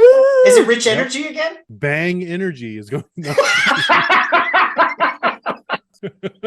No, they've signed on with MoneyGram. They're still around? Yeah. Oh, Yep. wow. I thought they went out of business like a decade ago. Like, who? MoneyGram? I think Really? it's a lot bigger in other countries, like Rich Energy was. Oh, because we got to wire the money to the Nigerian prince, so you still need MoneyGram. Yes. I understand. Yeah, because the banks won't let you wire funds to people on the OFAC list, but MoneyGram may. Or Formula One teams. That's how they're paying for it. No, you're thinking of Force India. Good for Haas. Good for Haas. Because since He Might Spin's dad pulled all his money out, they got to get sponsorship from somewhere. Unless Mazepin's dad is involved in MoneyGram and maybe it's this back door. We're funneling money around somehow, you know? Again, MoneyGram is still a thing? Seriously? MoneyGram is headquartered in Dallas, Texas. What? That's unbelievable. But in a world of Venmo and PayPal and InstaFunds and Cash App, and people still use MoneyGram. I mean, I'm hung up on this. I'm going to be thinking about this the whole episode. Wait, so MoneyGram? Okay, so this makes sense now. MoneyGram does the money orders. No, the post office does the money orders. No. You can go into 7-Eleven and buy like a MoneyGram money order, I believe. My mind is melted. There are a lot of people out there that don't have checking accounts or can't have checking accounts. So they do everything through money order. And who do you get your money orders from? MoneyGram. Congratulations to Haas. They have a But sponsor. I've got one more question though. When does the MoneyGram book come out? So everybody's picking up the Rich Energy book. So when are we going to get a MoneyGram book? I got to email Elizabeth and find out. They got a 3-book deal, right? The next 3 hot sponsors. Yeah, it's going to be the Rich Energy, MoneyGram, and AOL. Yeah. There's a trilogy. I still have an AOL CD on my desk. I use it as a coaster. My girls asked me the other day, what is that thing with the little yellow man on it? I'm like, it was a weird conversation, let me tell you. These used to come in the mail, called a CD. So do the MoneyGrams come in the mail. There's other news coming out of Haas, and I love this quote. I guess they decided to cut Mick Schumacher finally because he cost them a fortune, and he has wrecked a lot of cars that have cost us a lot of money. It was very profound. I mean, that's a Yogi Berra quality quote right there. Mick costs a fortune. He wrecked a lot of cars that have cost us a lot of money. When you come to a fork in the road, take it. That's exactly what Mick Schumacher's been doing. He comes to a fork in the road and he takes it and he wrecks the car. And now he cost Gene Haas a ton of money. I think the problem is he doesn't take the fork in the road. He's taken straight down the middle of the fork where there's no road. Yeah, straight down the fork. That's why Haas is using MoneyGram, because Gene Haas is paying his people with money orders. The check is in the mail, literally. It feels like the pot calling the kettle black. They have to blame somebody now that Mazepin is gone. Felt like he was wrecking a car not only in free practice 2, qualifying, and in the race. It was like every time he set foot in the car, it was either blowing up or wrecking or whatever. So it's like, really, I mean, fine, I get you want to find a way to cut him loose. But the question is now, what's Mick Schumacher's future? And like I said last month, just like Danny Rick, I think he should go somewhere else and come back to Formula One. So at what point do we not blame the driver and start looking at the car? Mazepin, he bought his way in, whatever. But Schumacher, he actually did really well in F2. Didn't he win a championship in F2 before moving up to F1? But the F2 cars are totally different. They're like Skippy cars, right? They're all the same. They're underpowered. I don't think it's because he lacks skill, though. I mean, he probably drives better than most of us, but... Well, that's not hard. I mean, they're all super talented, right? Or they wouldn't be there to some extent. Except for the guy that got beat by the test driver. I mean, come on, seriously? Yeah, there's always an exception to every rule, but for the most part, like, should be exceptional drivers because F1 is the pinnacle of racing, right? So it's like you hired everybody who was number one in their school, in their class, and then you put them all against each other. Well, someone's not going to be number one anymore. So it's weird because it's like these are all top drivers, but then clearly there's somebody who's coming in for a second, third, and someone who's coming in 18, 19, 20, right, or not at all. Again, I argue that there should be, just like there is in WRC, F1A and F1B, and there's a champion in the lower half and whatever, because if you divide the top 10 from the bottom 10, it's two totally different races. Okay, put Max Verstappen in the Haas car. Can he still be number one? Because clearly he's driving wise amazing, right? Or the Red Bull is just so far out of the league. But if you put him in the Haas car, if he can't finish better than whatever position, then it's like, okay, then it's a car problem, right? And they don't have the money to put into their car because they really didn't this year. Like everyone else has exceeded their budget caps or just at their budget cap, and like they haven't hit it yet. So it's like they're intentionally not spending money. So they're not making any improvements. And so if you've got a shitty car. Didn't we already prove that with Hamilton? Once they changed the Mercedes, it's like 10th place all the time. He can't get out of his own way. So was it him or was it the car? So he went from GOAT to Goatifi in one season, right? Because Russell, up until the last few races, was always top 5 finishing in a Mercedes. So how did they tune the cars different from each other? The same team, same Mercedes cars, but one is doing worse than the other. That was a criticism that Mazepin had and his father had of the Haas team last year, was that Mick was getting the better car. That's like saying you're getting the better go-kart at the go-kart track. I get that. I don't know. But I feel like Formula One has always been this way since the days of Lotus, where it's like cheat as much as you can until you get caught and then just kind of pull back. And so that's why you see these huge discrepancies and the changes, but the cars are all the same by regulation. Yeah. I think that's BS. It can't be. You can see that they're not, because the Red Bulls pull away, and they pull away sometimes at staggering gaps to everyone else. And it's like, how is that possible?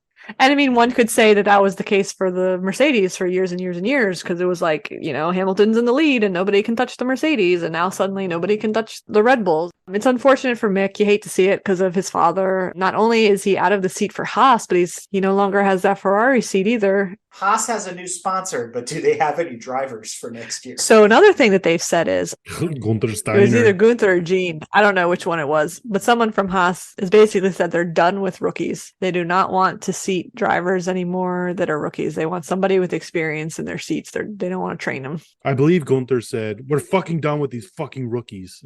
That sounds about right. That's about a very right. Gunther quote. That'll be on Drive to Survive next season. It's true. So it'll be interesting to see who they seat there. Danny Rick. Haas. Can I just say I'm tired of F1 and F1 fanboys and girls saying F1 is the pinnacle of motorsport. It's the self-proclaimed pinnacle of motorsport. I don't think it's actually the pinnacle of motorsport. It's not the greatest motorsport in the history of the world. I'm tired of people saying that. Keep saying it. Multi-class endurance racing is the pinnacle of motorsport. And to your point about they should have F1A and F1B, so the F1 grid is essentially multi-class racing. That's my point. They're gold, silver, and bronze level, right? Just like it is in sports car racing. In Silver Fox level. Just bring Mario Andretti back. They'll be much better off for it. He can run for Haas's, no problems there. He'll run for the Andretti team. For those of you that actually pay attention to Formula E, it is reportedly ditching their fan boost option for the next season. There's Formula E.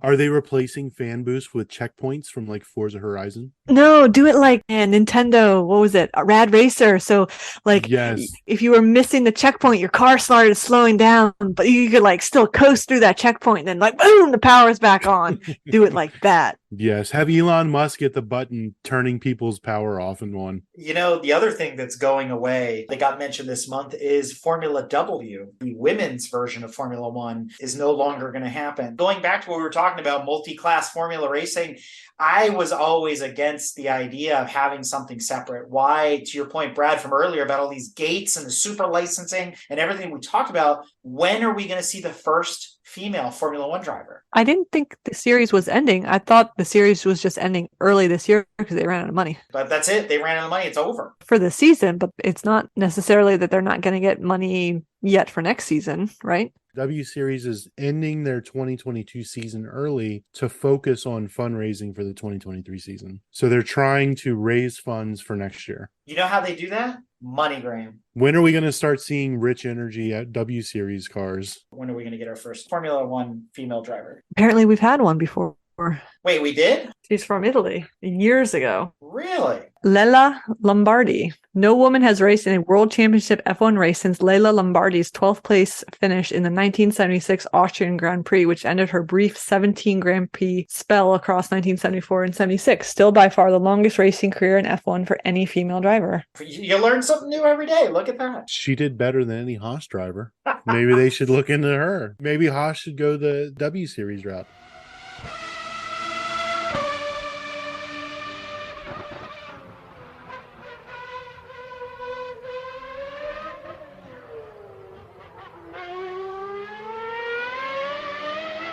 Bah humbug. All right, Brad and Tanya, here we are faced with the end of the Formula One season. So how did it finish up and who came in second? Who came in second? It was Leclerc. It came down to the last race, but Leclerc finally pulled it out against Perez. That is true. Since the last time we talked, how many races have there been? About 3, starting with Austin? 4? Austin, Mexico, Brazil, and Yas Marina. Good night. It's like at the end of the fireworks show where they just throw everything together and give you the big finale. So I thought it was pretty funny if we go back and look at Austin. Apparently, the CEO of Apple technically waved the checkered flag at the USGP and nobody seemed to care. Nobody seemed to know who he was either. I watched the race and I swear the cameraman that kept showing Tim Cook had no idea that he was Tim Cook. There was one point where they showed Ed Sheeran and they were like, Ed Sheeran, musical artist or something like that, you recording artist. If they even said Tim Cook on the screen, they didn't say who he was underneath. So if yeah, he didn't... I think that second time they showed him, they actually found out who he was because someone was like, "Hey, you know that's Tim Cook," and the guy, and then the Gen Z guy was like, "Yeah, whatever, okay, I'll put it up there."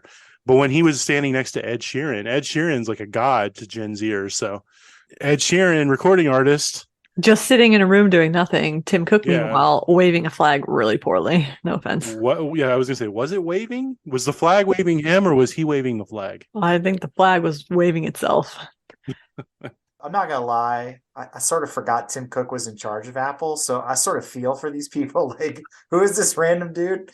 Yeah, I think Apple fans forget that Tim Cook's in charge of Apple too, or they wish that he wasn't. Just like we all wish Elon Musk was in charge of nothing. Well, speaking of being in charge of things, I heard Haas was also protesting the Red Bulls and the Alpines. What was that all about? Oh, you know what it was? It was the incident where someone had their front wing was dangling and they didn't have to come in, whereas Magnussen had to do that twice the whole season. It sounds like a wine and cheese party to me. I mean, if Haas successfully protested, does it make their finishing position any better? Yes, instead of 10th, they become 10th. They finished 8th. Yeah, because Williams is like permanent 10 spot. So one could argue that maybe had he not had those penalties and then ended up last place, maybe he could have gotten more points and they could have beaten Aston Martin. And then there's a lot of money on the line between the different constructor places too. I mean, there's millions of dollars on the line there. Right. And for a team like Haas, I mean, they need all the money they can get. I mean, I don't know if it would have made a difference in the end. Like, I'm not going to go back and calculate theoretical points, but That sounds like something Eric would do if he watched F1. Not going to happen. Not going to do it. Speaking of which, you mentioned Magnussen. He apparently got the pole. that's because nobody else was doing laps. Oh, okay. And not the stripper pole, folks. Actually, pole at the race. It's the Festivus pole. Pole for the sprint race, yes. And then afterwards, they had the feats of strength, and he lost during the sprint race. But the qualifying for the sprint race was like rain conditions. He went out first, so he had the driest laps, I think, before the rain started coming down further. Then everybody else came out, so the conditions weren't great. So, I mean, yeah. Does that actually count as pole too? I mean, I haven't paid attention to what the statistics from the sprint race and the qualifying leading up to the sprint race actually mean, but does that mean he got pole? I mean, he had the fastest lap, so he was on pole. Yeah, I guess that'll go down in the record books. Haas had a pole. As soon as this race actually started, though, it was like tick, tick, tick, tick, tick. He goes down the order because, of course, he's going to get passed by everybody. I mean, he did his best, but the car is slower than everybody else. But then during the actual race, because he still started in a good position because of the sprint race, but then Danny Rick wiped him out, wiped them both out. I mean, what's he got to lose at this point? Well, he took a stupid late attempt in a turn, ended up, I think, wheel to wheel. Magnussen spun in the middle of the track. Would have been okay had the traction not pulled the car off the track backwards. And so as he's getting sucked without any control backwards, Danny Rick was in the grass trying to go around him, and then he just backed straight into him and sent him into the wall. Magnussen had his car destroyed. Mick is there swerving to avoid not T-boning him. People are going everywhere. And it was like lap 1, 2, 3. I don't know. It was really early. So that was unfortunate. When the press got a hold of this, they were all like, the first American team to get an F1 pole since Shadow in 76. And I literally said WTF in both ways. Worst to first, and what the... I'd forgotten about Shadow. That's that like dark period, the Middle Ages of Formula One, like 76. Like, who's paying attention? Nobody from our generation, right? We all knew he wasn't going to stay in, like, big deal. Meh. It was questionable circumstances to get the pole, and there's no way they were going to stay in the top 10 at all. And the real news out of that race was a Mercedes 1-2 finish. Boom! The real news out of that race was debuting their new special USGP driving suits. Come on now. No. That race with Magnussen on pole was Brazil 2 races later. No, we stopped talking about Austin already. I've lost track. We moved on. I always do. Haas on pole was not Austin. It was Brazil. Oh, my bad. What about these rumors about Audi and Mick Schumacher? They could talk to whoever they want. It's also 3-4 years away. That's true, but that means that there's hope for Mick Schumacher, but he's still on the unemployment line. He'll end up somewhere for somebody's development squad or test driver or something like that. And I think that's exactly what we've been talking about, is he needs more time maybe in the testing group and instead of on the main stage, right? He's just got to get more seat time. He's just got to get more comfortable. And like some people have said before, come back to this with more experience. And if you get used to driving a not so great car and you get into a good team, then suddenly you're like a superhero. There's hope for Mick yet. Not Danny Rick, though. Oh, there's hope for Danny Rick. He might be going to Red Bull. Yeah, he's on the Red Bull reserve team. When did that happen? I don't know, like a day ago. Like 1 or 2 days ago. Where you been, bro? Oh, that's right. You don't watch. No, I don't. But more importantly, apparently there's a Midnight's album for Formula One. What is that? What is this? I don't get any of this stuff now. I feel totally like a dinosaur. It's not anything to do with Formula One. It was Formula One being cheeky, I guess, and hip, because Taylor Swift's 10th album, Midnight's, debuted on October 21st, 2 days before the Austin USGP. And so Mercedes had fun playing with the album cover art by replacing her face with Hamilton and Russell, and then Ferrari, seeing them do it, followed suit as well. All right. So the first place, Max Verstappen, that was pretty much locked in like 8 races ago. Second place went to Leclerc. Since the last time we talked, did they really affect anybody else in the points race? Or was it sort of just the race to the end? Literally everybody other than Max. Was it that close between everybody? Well, because for constructors' titles and things like that, it was a big deal. How did it finish out? Red Bull, Ferrari, Mercedes, Alpine, McLaren, Alfa Romeo, Aston, Haas, AlphaTauri, Williams. Wait, Haas beat somebody? Haas beat 2 people. That's insane. Williams doesn't count. Now that we're at the end of a very long season, and there seems to be more races every year, and next year, they're adding Vegas and all this other stuff to the schedule. In your guys' opinion, looking back over the season, what are your thoughts? What are the highs? What are the lows? What are you thinking going into next year? I'm thinking Mercedes is going to be more competitive next year, certainly, than they were this year. And I think Ferrari has a very long winter ahead of them because they had a lot of really dumb mistakes. I can't think of a better term to use than they made a lot of dumb mistakes with their pit strategy, with their just the team strategy, period. The cars had issues. It was handed to them. Yes, they had to compete with Red Bull, and Red Bull's, the creme de la creme right now, but they had a chance and they kind of squandered it a little bit. They did end up in second for constructors, but still, I feel like they had a rough year, rougher than it should have actually been. They had a lot of promise. And then they lost their team principal. Their team principal, Binotto, is gone. Is that a bad thing? So are you guys hearing any other rumors? You thinking any other driver changes? Do you think the rest of the field will be locked up for the next season outside of Danny Rick not having a seat? Mick Schumacher's out. Obviously, they're going to fill those either. They've already filled those seats. Yeah. Nico Hulkenberg is taking the Haas seat, which is funny because he's going to be driving next to Magnussen, who they've had some words in the past. Yes, they have. But they buried that. They buried that hatchet, they've said, allegedly. Yeah. Of course they did. Because they had to. Yes. When they saw the numbers on their contract, they buried the hatchet. Same as when Senna and Prost were on the same team. We saw how that worked out. We have, I believe it's Logan Sargent, USA driver. He's going to replace Gotifi from Williams, right? And Nick DeVries is going to AlphaTauri. AlphaTauri or? Because Alonso's moving out of Alpine to Aston Martin. To retirement. So he's taking Vettel's seat. Why is Alonso still driving? Like, wasn't he done? He actually did pretty good this year. Alpine came in 4th. Yeah, he's still competitive. In the Constructor Series, thanks to him. I mean, he came in 9th in points. But he's like the elder statesman right now, isn't he? He is now. Well, now that Vettel's gone. He had some unfortunate retirements, or else he probably would have had more points. Well, the sandwich bag, I remember that. That took him out, didn't it? Wasn't that like 10 years ago? That was this year. It was like the beginning of the year. No, it was like last year, dude. Multiple people have had things in their brake ducts this year, which have been unfortunate. We're lucky that he wasn't murdered in Austin by his teammate, or not his soon-to-be teammate, Lance Stroll in Aston Martin, who drove him off the track and he went airborne. Ooh. Landed almost directly head-on into the barrier, but came down sideways onto it.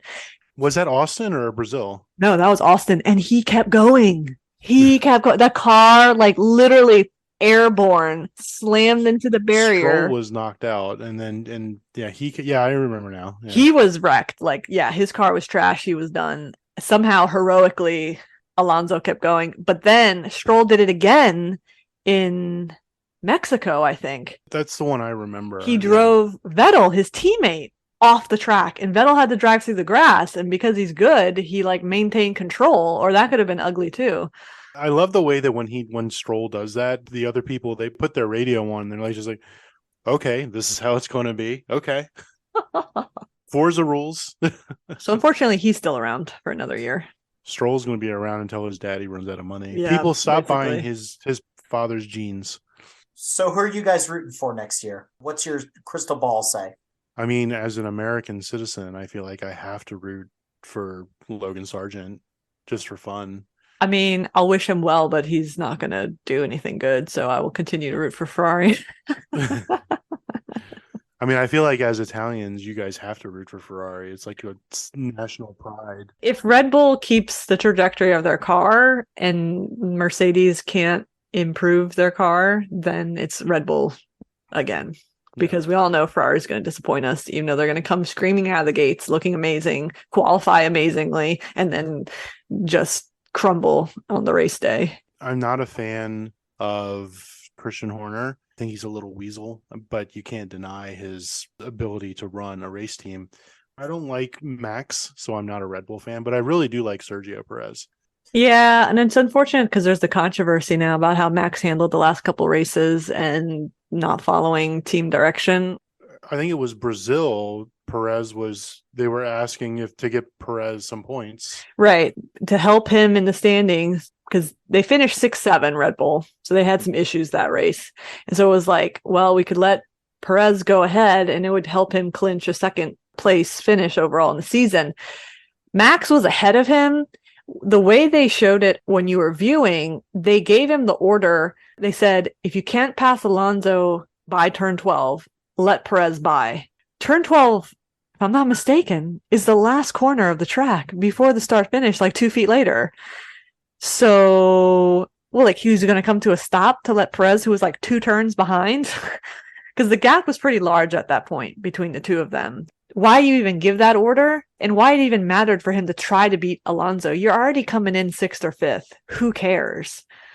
But on the other side of the coin, I could see the point of, well, if you were up my butt and showing that you were faster, then I'd give it to you. But you're not anywhere near, which was the same kind of thing that happened in the last race, where they almost talked about, well, because Max ran away again and he was in first out there by himself. And it was like, well, do you slow down and start blocking Leclerc so Perez has time to catch up and then like cause a train so Perez can get around? And the announcers were hilarious because they're like, yeah, let's not do that. That sounds a lot like race fixing.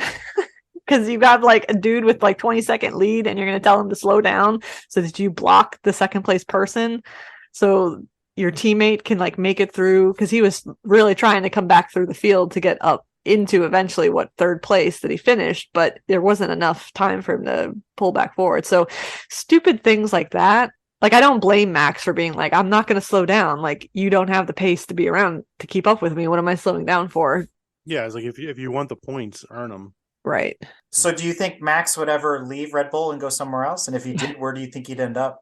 No, why? Renault, and then McLaren, and then back at Red Bull as a test driver. Why would he leave a winning team that's made him a 2-time world champion with, for all intents and purposes, a car that looks like it would probably do the same thing again next year? He's not leaving. He's gonna do the Vettel, keep going till there's a problem at Red Bull. That's only if everybody figures out how they're cheating and then cheats just like Red Bull's cheating, and then he's getting his butt handed to him. So, there's that aspect. Well, good. Then I'd like to see a little more competition than like the Red Bull being 30 seconds ahead of the next person. Exactly my point. Weren't we having these same conversations about Mercedes not 2 years ago? Yes, probably. Because they were cheating. Everybody's cheating. They're all cheaters. It's like Buzz Lightyear. Everywhere you look, cheaters. Yeah, you say Mercedes was cheating, and yet wasn't it Aston Martin, or were they Force India at the time? They got in trouble. Who was really cheating? Who basically bought Mercedes design from some like black market site and then built the car to Mercedes specs. And then all of a sudden, Force India is really good. They were Racing Point at the time because the guy from Force India got in trouble with all that financial scandal and all that crap. Yeah. Rich energy. So they basically built the year before as Mercedes, and they were kicking butt and they were keeping up. And it's like, where the hell did they come from? Oh, yeah, it's a Mercedes, basically. If you can't beat them, join them, right? 100%. Just goes to show, right? Exactly.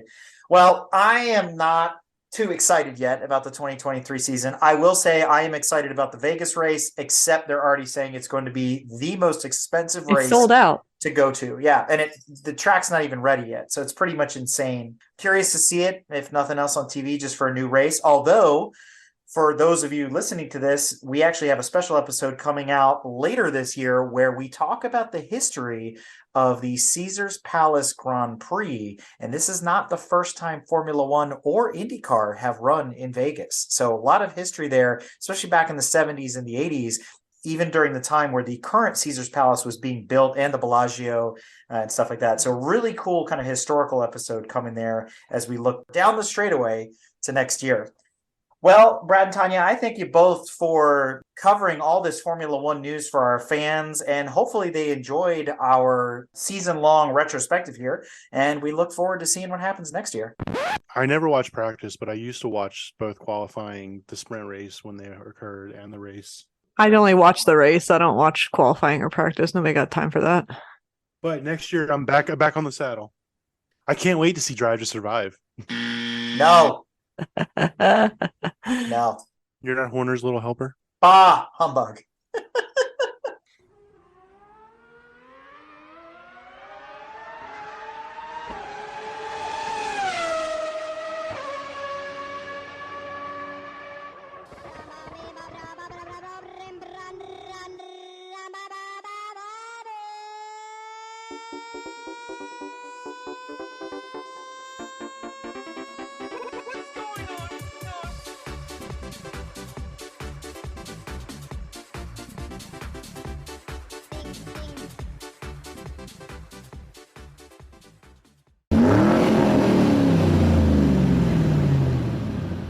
If you like what you've heard and want to learn more about GTM, be sure to check us out on www.gtmotorsports.org.